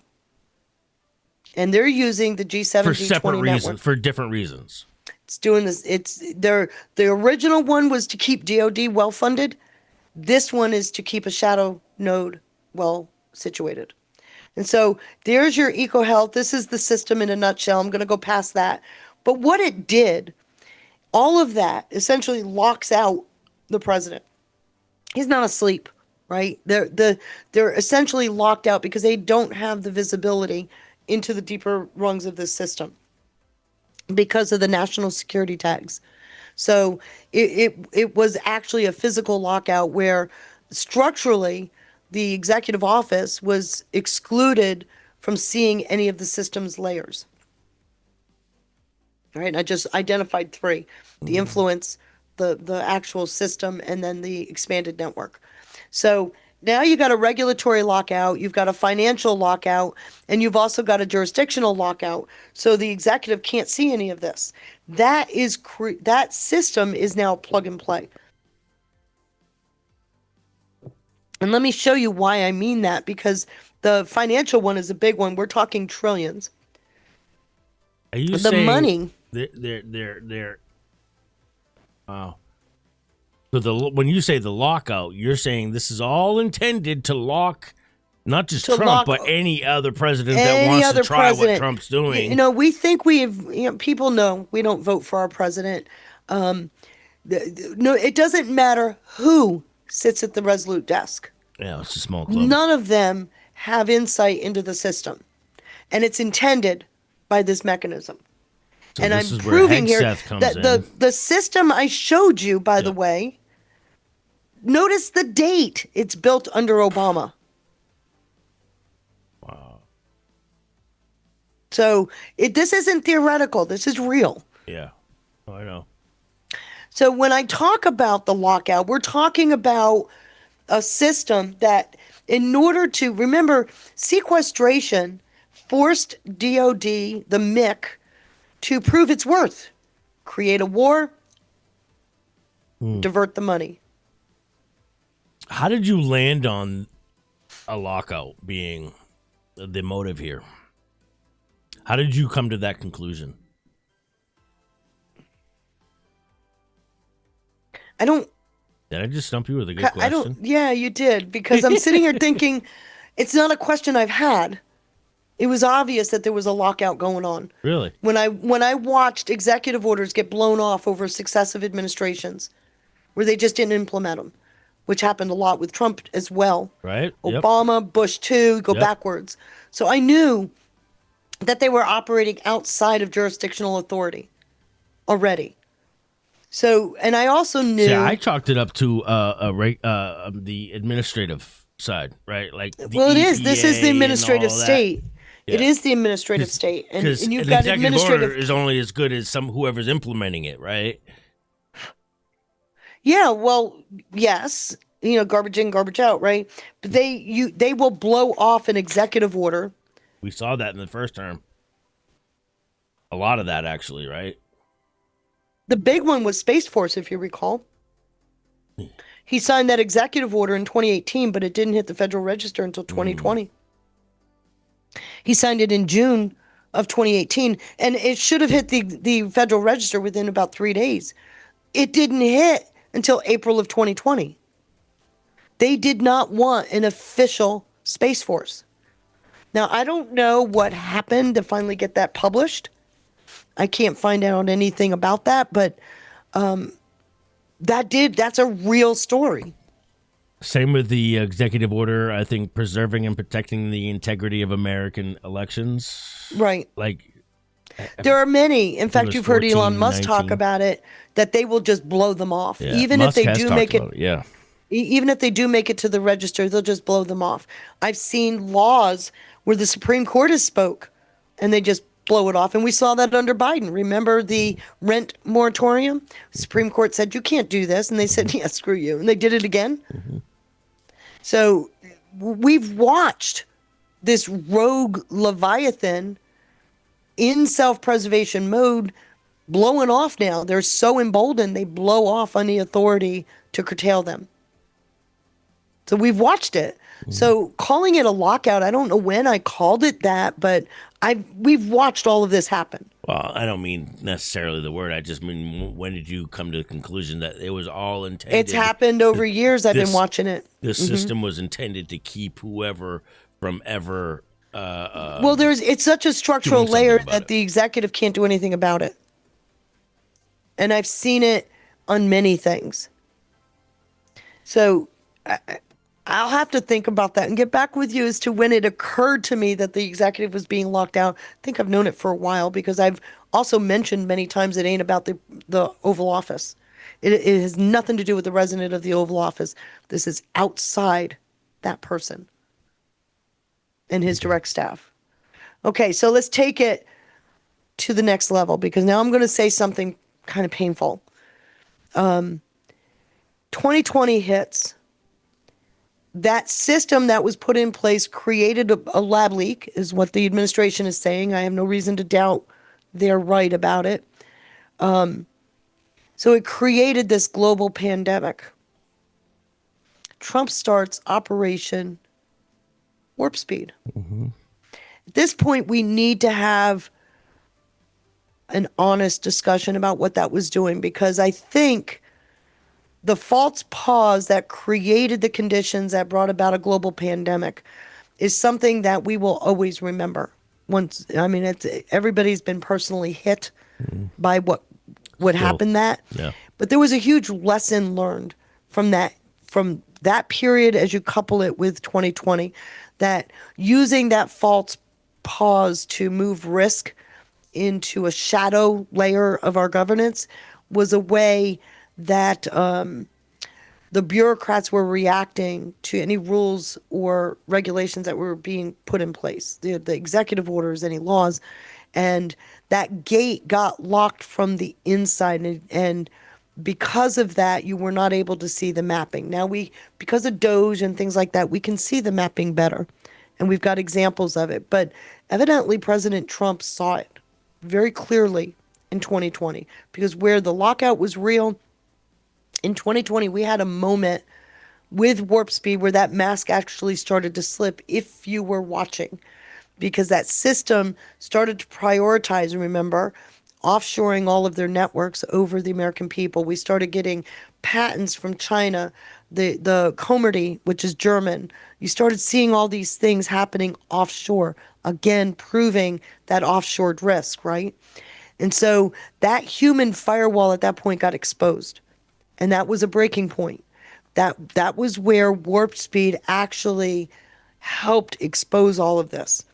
And we because of that, you now have kind of insight into all those nodes that were hidden. And now we can actually name the owners of each of those nodes. I know that sounds kind of confusing, but that's what warp speed helped us do. It gave us a blueprint. Let me take that a step further. Holy cow! Did warp speed? It If not for warp exposed. speed, would we not have had this recent indictment on the Fauci's buddy? Is that an indicator that he's singing? Maybe I think it is, SPLC, right? Southern I think Poverty it Law is. Center is. Holy Singing. crap! But you had to have a window, right? And warp speed gave us a window into that shadow network But that I I could just just pointed use out. his words against him. I mean, the lies that he just used in Congress was as he was So he lied to what was Congress. uncovered Who's that? in 2020 with warp speed Yeah. is the tactical counterstrike that the administration is using today. It really is. So now you've got, because this brings in Anthropic. This process is being used on Anthropic right now. So we found out where the capital went. We found out where that money got seized within DoD. We actually are using the Ukraine as a stress test, as we saw with Patrick Nevins. And now that 9-year journey is coming up again, because one of the problems you had, if you go backwards, I don't know if you remember Honey and Barry Sherman. No. Honey and Barry Sherman, he owned a company called Apotex. Oh, up in Canada. Yes, and Yeah. they produced generics. Yep. They The died. day they got back from Florida, where they had just leased Yep. this massive facility to Yep. produce what? What were they going to produce? Hydroxychloroquine. Hydroxychloroquine. Holy. They were murdered. That was 2017. In their house? They were murdered in their house right after they got back from Florida. Within 2 hours. And then they were posed, remember? They were given this junk art. They were posed in that junk art after they were killed.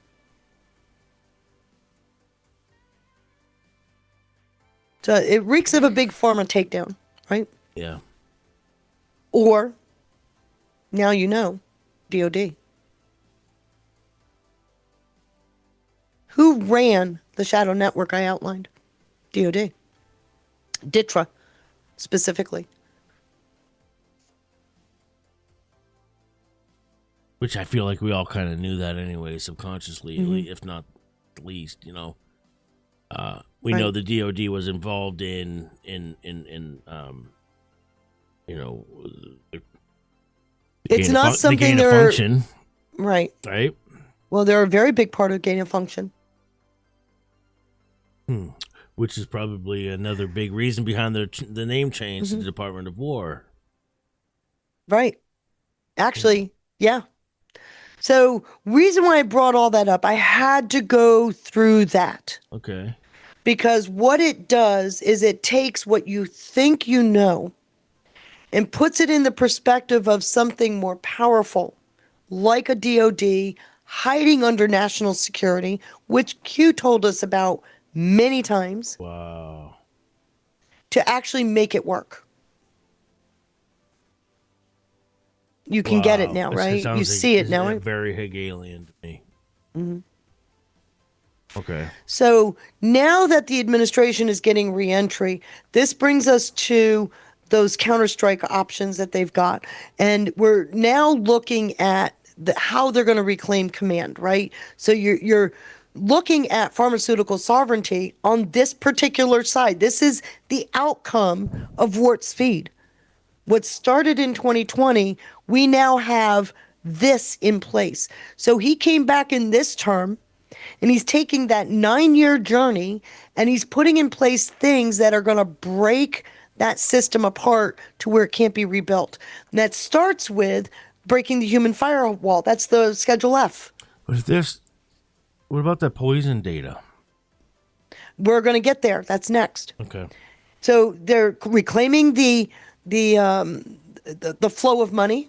That's Scott Bessent, and you've got contractor sovereignty. That's the Hensley protocols that I will explain, and then you're looking at the Ukraine re-sovereignty reset coming out of all of this right now. This is happening right now. This is today's news. So what started in 2012 became a shadow network that got leveraged to offshore and retain money for DOD is now the very thing that's taken them down. They're using that tool. Incredible. So let's talk about the evolution, because I got to talk about Honey and Barry Sherman. We did a big dig on this poor couple. They had purchased or leased a large site in Florida, Central Florida, to build or to mass manufacture hydroxychloroquine. Hydroxychloroquine. If you recall, when Trump went to India in 2020, in February 2020, he came back with a commitment from Modi for another 50 million hydroxychloroquine pills that were put into the Strategic National Reserve. Do you remember the Kodak story? You don't? No. He gave Kodak, what was it, $750 million to use Kodak to produce the precursors that never got played with. And it started because so this that was surplus. The DOD thwarting Trump's efforts. They absolutely thwarted him. Wow. First thing the FDA did was remove the emergency use authorization for HCQ. Right. Oh, wow. Which then immediately made this stockpile moot, right? It rendered it useless. Which then took Kodak, because they're building the APIs rather. They're building the precursors because that to make our own HCQ. Needed so that we can make more, yeah. So that 750 million didn't get used. Okay, yeah. So now where are we at? We're in the SAPIR. This is an executive order, which is making us domestically sovereign and not dependent on foreign drugs. Offshoring our pharmaceuticals. Right? And so what are they doing? This is where Kodak is coming back in. They're building those precursors because instead of keeping pills in the stockpile, we're going to keep all of the 26, I believe, essential precursors in the stockpile, and it's mandated by executive order that we have a 6-month supply. So for anyone who doesn't know what a precursor is what's needed in order to make a drug, right? Like think precursors to fentanyl, which shout out to Cash for shutting that down. You need these certain precursors in order to make and produce things like fentanyl, or for that matter, hydroxychloroquine. Any drug, right? Really.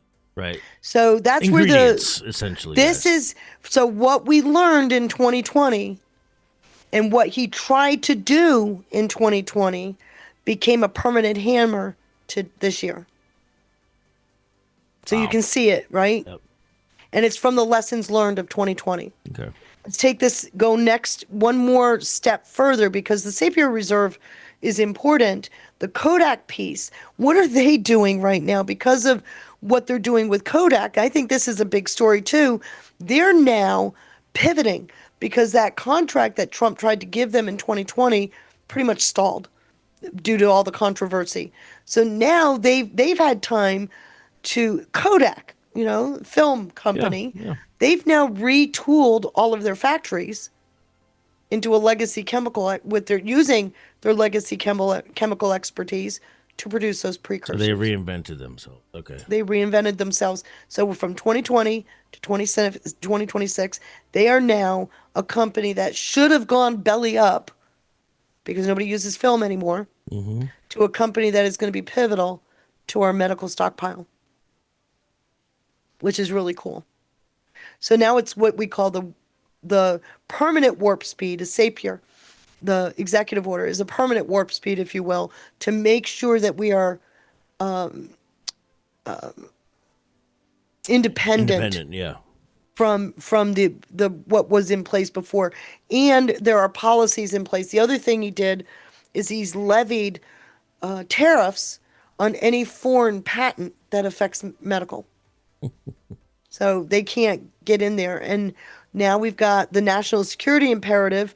It's a When fragile thing. 90%, when China Owns 90% possesses of all of our 90% of all our antibiotics, talk about a national security issue, guys. that is a risk. Holy cow. And it should speak to people that the fact that they hadn't weaponized it before now.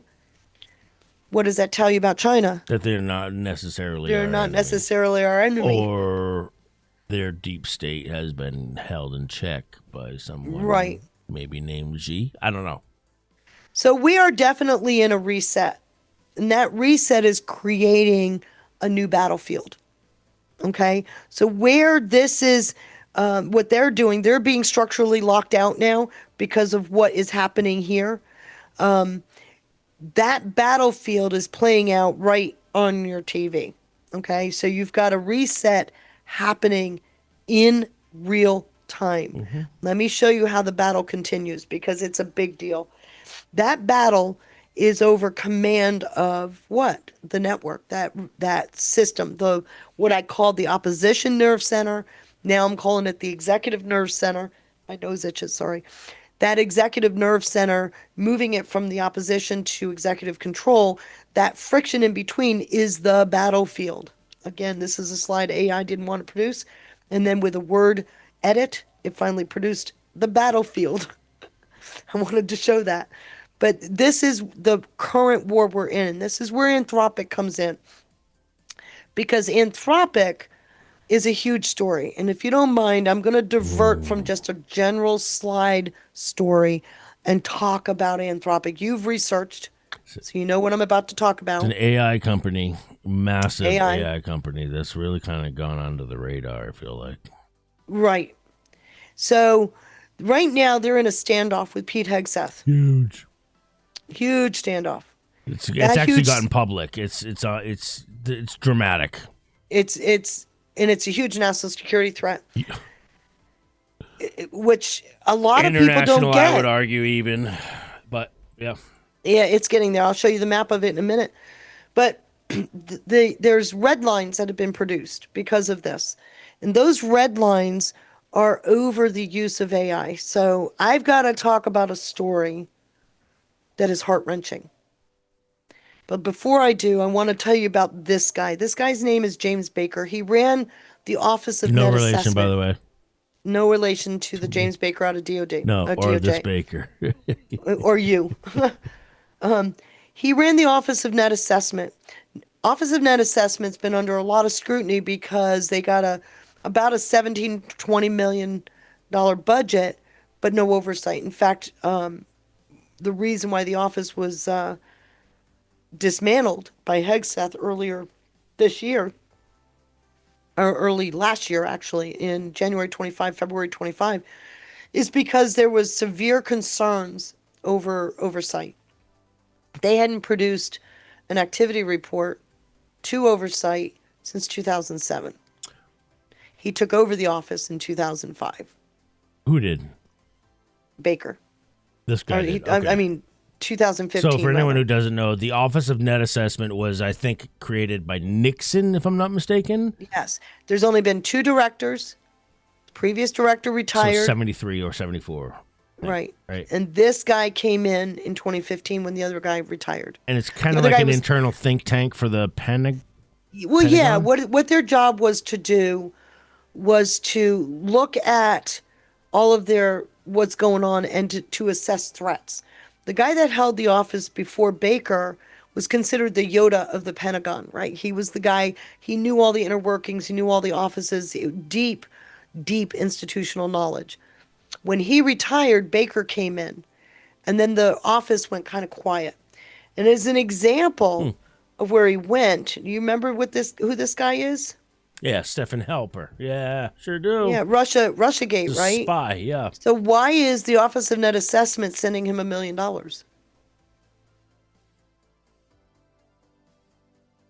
Right? Wow. It came out of his office. Wow. And He was a bad actor.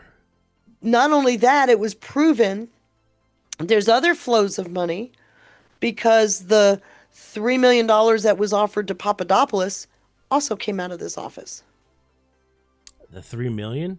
Remember, Papadopoulos was offered $3 million. I believe it was $3 million for an assessment by Halper in a hotel. It came out of his office. So you got to ask yourself a question: is what WTF? Yeah. Right? Yep. So now here we are in 2020 or 2025, and they're dismantling the office. And where does he go? He's now, as of Saturday, at Anthropic. James Baker is. Yes. As of Saturday? May 1st. Yikes. Friday. It was announced Friday. And our military has been relying on Anthropic. Right. That's why I needed to talk the story about Baker, because this is huge when you consider the rest of this story.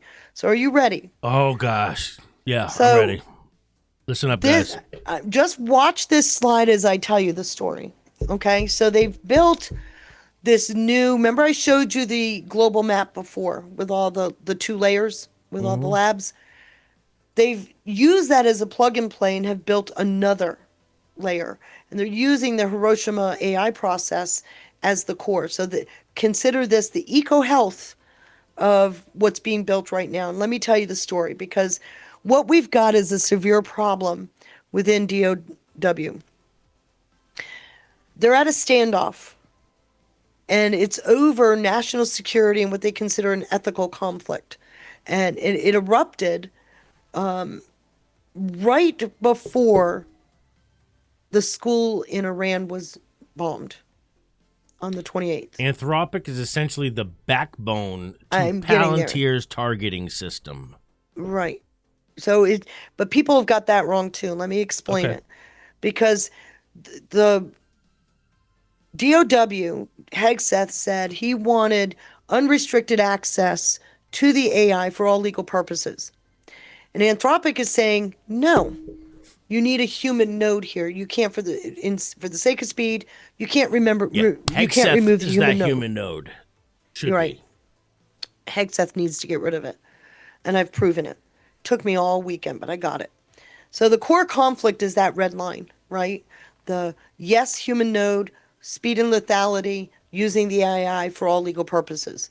So the restrictions that Anthropic had in place refuses to allow the AI to be used for what they consider mass domestic surveillance, regardless of the country, or to fully automate any of the weapon systems. Okay, so that's their big thing. And the Pentagon is saying, we need this model to be available for all legal purposes. And you can't put these restrictions on the AI. But it gets worse. As a result of the standoff, Pete Hegseth on the 27th, with an executive order by Trump, blacklisted Anthropic as a national security threat. Now, what's unusual about that is that's usually reserved for somebody foreign. This is a domestic company. So now there's a federal ban in place, and all agencies were ordered to cease using Anthropic. All federal government agencies. Federal government military agencies too, yes. Everybody. Yep. What's interesting is right now, OMB, Russ Vought, and DNI, Tulsi Gabbard, are currently working on a set of guidelines to get around that absolute ban, saying, and this is important to understand, saying that Anthropic is so integrated into the federal government that removing it makes more of a national security threat. Oh, wow. Okay. So what does that tell you about them? Tells you a lot. That's why I brought it up. So Now, the ban is still active at Department of War with Hegseth, and we're waiting on the guidelines that Russ Vought and Mm-hmm. Tulsi Gabbard are pulling out that they're Mm-hmm. going to use. And in response to this ban, Pete Hegseth has signed 7 contracts with the major contributors like OpenAI, Google, XAI, NVIDIA, and even Palantir is a part of it. But they've done that because they're in a 6-month transition to move the Anthropic intel into the military systems. And these 7 companies, with the redundancy, are expected to replace that single node Anthropic model. Mm-hmm. Now, let me explain the Anthropic model. Anthropic is the database, okay? All of the intel across all the IC comes into Anthropic, and it communicates to the battlefield. It's how they derive their target nodes, right? Mm-hmm. So when you got a target coordinate, it will bring that into the system. So then when companies like Palantir with their Maven come in to analyze it, they see the target and they can then convey that to the battlefield for the commanders to act on. Okay, so it's a 3-tier process. You Yep. get it? Yep. Okay. The problem with the school, the day after, this was the 27th that they got blacklisted. The morning of the 28th, 3 Tomahawk missiles Mm-hmm. landed in a school, killing 165 children, 12 adults. There were 3 Tomahawks that did it. So how did that happen?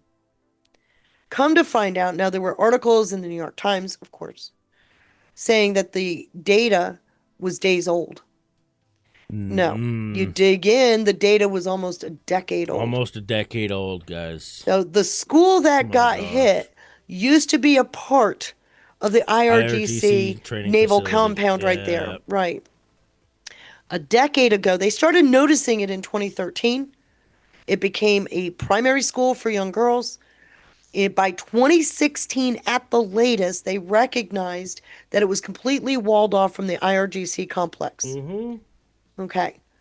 The data that was in Anthropic came from DIA. It was sitting, that's what you call poison data, in the DIA database. And I'm going through this with extreme detail because it's important to the rest of this story. So this data gets pulled through into Anthropic, and remember, Palantir is used to convey targets. It analyzes that data in the Mavis system, not Mavis, Mavis system. I'm getting them all confused, but it's analyzing the Anthropic system, Claude Mavis, and then Palantir's taking that information and conveying it to the battlefield. It analyzes and then shoots it out. Here's where you get into a real tricky dicky. If that data was 10 years old, why was it in the system? Why was it in the system? Right? Because it was purposely. When I go digging further, the Anthropic system had been hard-coded to shield the date of the data. On top of that, it had been hard-coded to prioritize DIA data. So even when National Geospatial comes in and said, hey, this is a school, DIA was prioritized, so it got the new information got suppressed. On top of that, that data could not be flagged in the system because the date was no longer there. So there was no way for the field commander to understand, or Palantir for that matter, to see that that data was over 3,600 days old. Does that make sense? So you mean to tell me that they used poison data in the targeting system intended to allow the military to blindly bomb a school so that they could paint the administration as reckless? Their whole argument in court is that had the human node been there, because the memo... That's Anthropic's argument. Right. That's Anthropic's argument. The memo that came out in January of 2026 prioritized speed and lethality over what they call ethics guidelines. And their argument is, had the human node been in place, that it could have prevented what happened at that school. But the human To node which was in place. the human node was in place, like I said to So you that's yesterday. a bullshit. And It's a they're bullshit lying. line. You for 10 years had that human node. You've had that human node in place since before this administration came into office. And yet it didn't purge poison data. It gets worse. Wow. It gets worse. The head of Anthropic testified before Congress saying, oh, yeah, there's more poison data like this in the system. Effectively creating a hostage situation.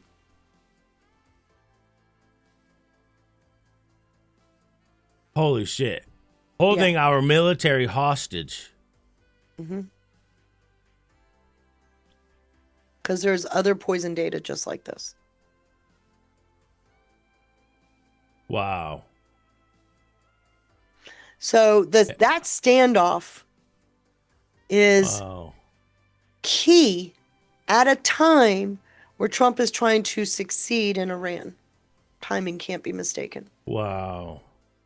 So what has happened? How desperate are they? I showed you James Baker. Where did James Baker go? He's at Anthropic. Where did the head of DIA go when he got fired? General Cruz. He's at CSIS. And I could go down the list. I'll just give you the two top ones right now. Baker at ONA is at Anthropic. And General Cruz, who was fired at DIA, he was the DIA head. He's at CSIS. What are they doing? They're building another shadow node using the G7, G20 network. Holy cow. To create a global system like I just showed you in COVID to lock out Trump American or changes. America or any other any president. Doesn't Any matter. president. That this would effectively make them controllers of everything. It makes them global. Would hold America hostage forever, ever. Like ever. This is why Trump being in office today is critical, and not only critical, but I mean, I might argue, Feisty, that it's God-led. I absolutely am with you on that. I believe this is divine. Yeah. One of the things I actually tried to do the research to try to disprove this story. And I can't. I then put the summary together. I got about a 5-page summary out of 200 pages of research. And I put this summary together last night and today. And I popped it into AI to get its response. It came up with the same summary I did, the final verdict, that data was intentionally left in the system to create the standoff and a hostage situation against the administration. You know that and by the way, the AI does not want to do that, by the way. Do you know their revenue tripled? Mm-hmm. Their forecast, Anthropics, they tripled their revenue forecast in 4 months. Mm-hmm. 4 months. They're on their way to being $1 trillion company. Maybe faster than Musk. Now think about how that's happening. We're talking a February incident, and they've done that since February, right? Yes. Where are they getting the money? I think this was as of April 30th. But look at where they're getting the money from. The CIS node, influence node, right? Using that network. Using a glass-wing program. So and they got partners like Amazon, Google, Microsoft, right? Well, they're Is that what now, that means? just so you know, I've checked into a lot of these, and where they were defending Anthropic because of the new protocols and the fact that they signed on to the all legal use provision, they're now all in a big way backing away from Anthropic. But that's only just happening in the last few days. Because we They have security clearances. Mm-hmm. So, And they're not going to take the risk of being a security threat. all right. Oh my gosh, man. So I don't know what your research included, but I wanted to show you how this happens. Because what you've got is a situation that creates not just a standoff, but a global battle now, right? Between the global shadow government and our deep state are now paired up. What happens in Soldiers of Fortune? You know you're being attacked, you join forces, right? The enemy of my And here enemy you is got my it. friend. There you got it.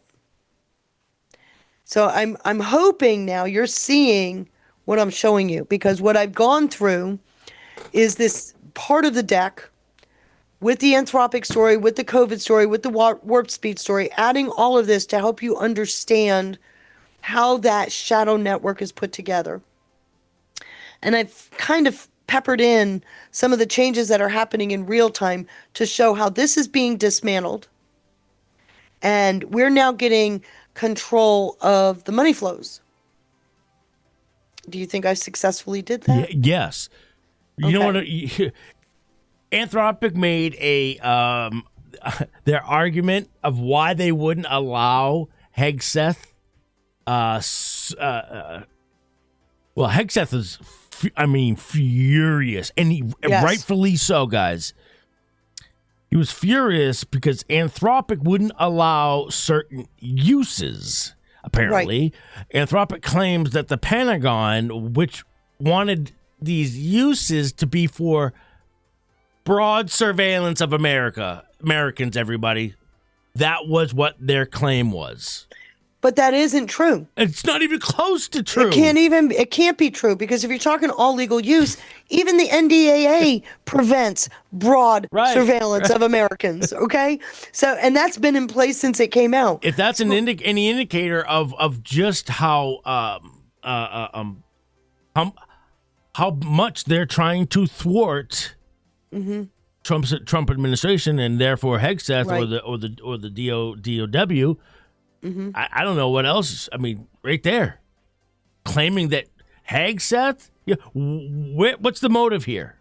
Hegseth just came from Fox News. So what they did, just pointing out something, what they did immediately with the lockout is they found a judge in California, of course. Shocker, right? Found a judge in California to put a stay on the blacklist. Okay? And they came out the next day at the government level and said, yeah, we got a national security blacklist. Yeah. You're on that one too. Yeah. And then it says, and then Anthropic, which Hegseth officially designated Anthropic as a supply chain risk as well, after the CEO Dario Omadai. I think, Omadai, whatever. Omadai. He claimed that the military dislikes Anthropic because it, quote, never donated to Trump. No, that's got nothing to do with it. In fact... Well, if you listen to, and I would encourage people to do it, now that you have some of the story, is Anthropic CEO testified to Congress. You want to hear an asshole? Yeah, he's arrogant. And not just an arrogant asshole, but a stupid arrogant asshole. You got to go listen to that. So, we're looking at a situation where you're using a figurehead to run a company that has an ulterior motive already, right?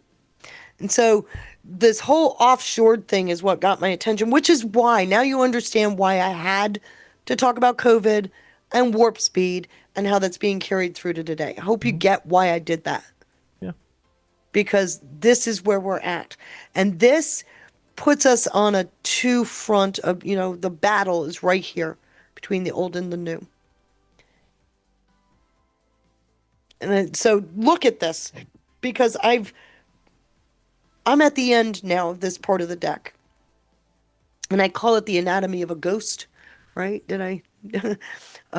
So you see the command center, the architecture that they built to mirror they did for COVID, and I've dissected it to the best of my ability today, that soft law piece, and I've taken that framework and showed you how digitally we're unwinding them. And now we've got a siphon where they were extracting billions and trillions out of our pocket is coming back into the capital flows, which that is by definition, by itself, is what makes America great again, because the money that was being taken offshore is back here for the agenda of the American government. Let's go. So I hope you now see Yeah. what I did. Do you not see? Yes, we see. Do you not see? Do you not see? Well done. What do you think, Sean? You didn't launch out of your chair because I already gave you a heads up yesterday. About Yeah, it's because you gave me the heads up yesterday, and then I spent a little bit of time, not much, before Patriot Theater last night and today after I woke up. Actually, that was all I've been doing since I woke up, is looking into Anthropic, because that pisses me off. Mm-hmm. It does. It should. Yeah. So we're at a different place now, though, and I don't think they win. When you've got independent analysts coming out saying, you know what, that was intentional what they did, that changes everything. And when you've got the Anthropic CEO saying, yeah, there's other poison data in the database, And he's ideological. and he's very ideological, you're creating a subversive situation. So I'm going to go backwards. I showed you about James Baker. Not the James Baker that you all remember from the drops. Not that guy. No, not him. This is a different James Baker. DOD. But there's two James Bakers that have been involved with tech. Right. This James Baker is the guy from ONA, Office of Net Assessment, giving Stefan Halper over $1 million. DOD, clandestinely, because it was never reported, because his budget was shielded, because his activities were shielded. He's a part of Crossfire Hurricane. So now I've connected COVID, Crossfire Hurricane, this Anthropic story. You're now seeing that all of government opposition to Trump. What do you guys think? It sounds daunting. It is. But Trump has got a lot of good people in his corner. I am very pleased with his cabinet, by the way. Duppy says you need to look into Daniela Omadei's I got all kinds, yeah. Her husband. Mm-hmm. Who yeah, there's several people. Yeah, I mean, this dude looks like a fruitcake too. I don't mean to get into looks or anything, but yeah, he's got that in that. I don't know. Time lauds them as I think puts them in most influential people in artificial intelligence. Where do you see some of this? I mean, I got 200 pages of research. And another document with just the source links, so I don't lose them. This is why our military needs to have its own intelligence. I mean, AI. Yeah. But here's the threat, if you will, that Tulsi Gabbard and Russ Vaught bring up about how Anthropic is so integrated that removing them is a national security threat. Now think about what about that. Replacing them? What they're doing is they're diversifying. Anthropic is out. They're bringing in these 7 other companies. But they can't be out.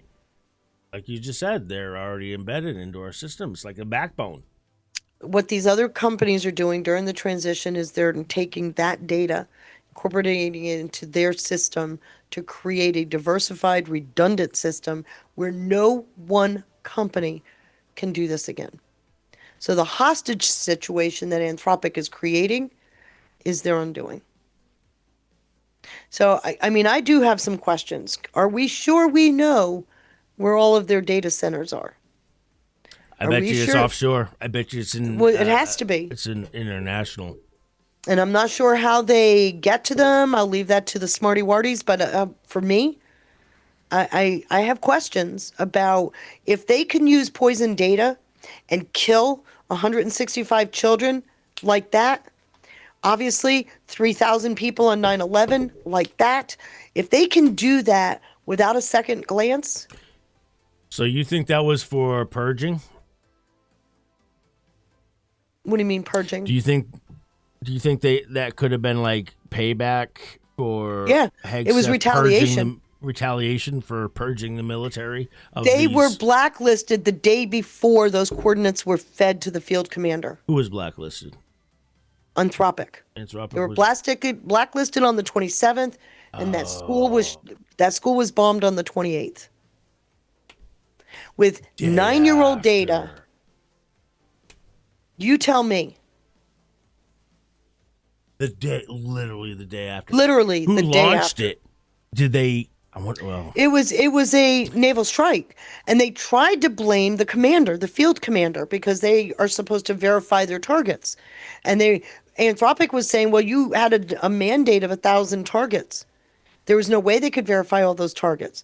Well, when you dig deeper and find out that they hard coded so that the date wasn't visible, so there was no way for the field commander to know that that data about that school, it was old data. It was over 3,600 days old. And the fact that it was equally hard coded, that DIA data took precedence over any of the other Intel data. So you've got a double whammy there. I'd be interested to know what it is they wouldn't allow Hegseth to have. I would love to know what that is Because if Anthropic can retain control, they can then keep the government hostage. And I've watched this over the years where if the president steps out of control, we create a crisis. National and international. Right? When the executive doesn't do as he's told, we get something that happens. And so this was a way of keeping that control. It's a lot to digest, right there alone. I'm glad that chose to stop it there for now. Yeah, I can't do anymore. It's huge. That's heavy. I still have another 17 slides left. That's a good number. Now give Willow some loving. She's been sitting there patiently staring at you this entire time, obsessed with you. Yeah, she always is. I can't. If I start petting her now, I will not be able to put her down for 3 hours. Yeah, I know. You know that routine. Yeah. So I hope everybody enjoyed this. Yes. And I hope I'm worth my piece of bread for dinner tonight. Of course. And I've enjoyed putting this together. And shout out to everybody that watched us over on YouTube as well for the first live stream there on YouTube. And shout out to everybody over on Pilled. I think I got all the likes. Quintesson. No, I didn't get them all. Thank you, Quintesson. God bless. Thank you for the phone, friend. As well as... Did I miss anybody else? Pigs on the Wing with the... Oh my gosh, how did I miss that? With a fleet from Pigs on the Wing. Feisty, your work is so appreciated. I do enjoy it when you swear, to be honest. Sean, I've been excited for this since Patriot Theater last night. Love you both so much. God bless you. I told you, did I not? I told you it was going to be a banger, everyone. Banger of a show. And thank you to Carrie Lake, who just bought a 1-month bronze tier subscription and just officially became a badass patriot. Carrie Lake, you've always been one. But shout out to Mitch with the shades, Curious Cat, Ohio Kimmy Dillon, 1954, S. Jones 39, even Duppy, S. Jones again, Chris Doom, and Truthful Mama, Just Fed Up, Bobby, Sir Lurks-a-Lot, Jen Hall, and Dixie. God bless you guys. Feisty, I'll see you on Thursday, right? Yes, sir. Lifting the veil. I don't know what we're going to do. Yeah, give me news. Simple. Speaking of the news, everybody, I'll be live tonight at 9:30 p.m. Eastern for your America Rising news over on America Rising Media. We're going to go raid Johnny. Thank you again, Feisty. God bless you. That was very good night, everybody. That was a banger of a show. I'm glad you liked it. Thank you. Thank you, everybody, for joining. Oh, and also shout out to Sober Lady for that $50 Rumble rant as well. Yes. Over on Rumble. God bless you guys. So much appreciated. It really is. 100%. All right, guys, stay safe, stay dangerous, Patriots. We got this. I'll see you guys later. Peace.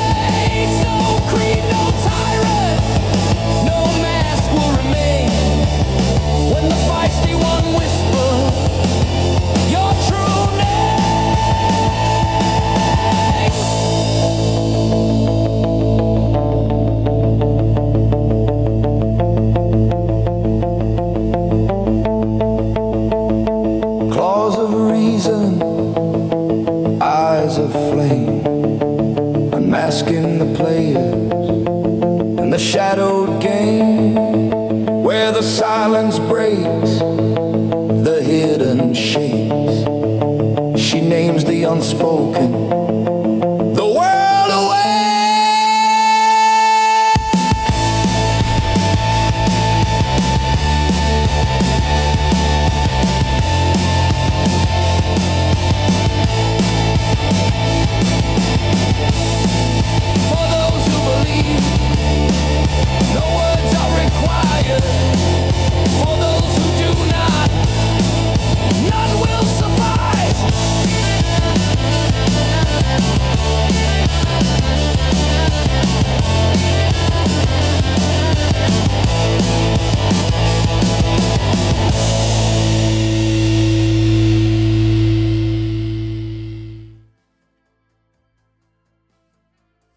Welcome to America Rising Media, where it is our mission to spread truth, expose evil, and effect as much positive change and unity as possible. Please join us in the chat and let us know your thoughts. Please note that the views and opinions expressed by guests and audience members are their own and do not necessarily reflect those of America Rising Media. We encourage you to critically evaluate all perspectives presented during our broadcast. We appreciate your understanding and support, and thank you for being part of our community.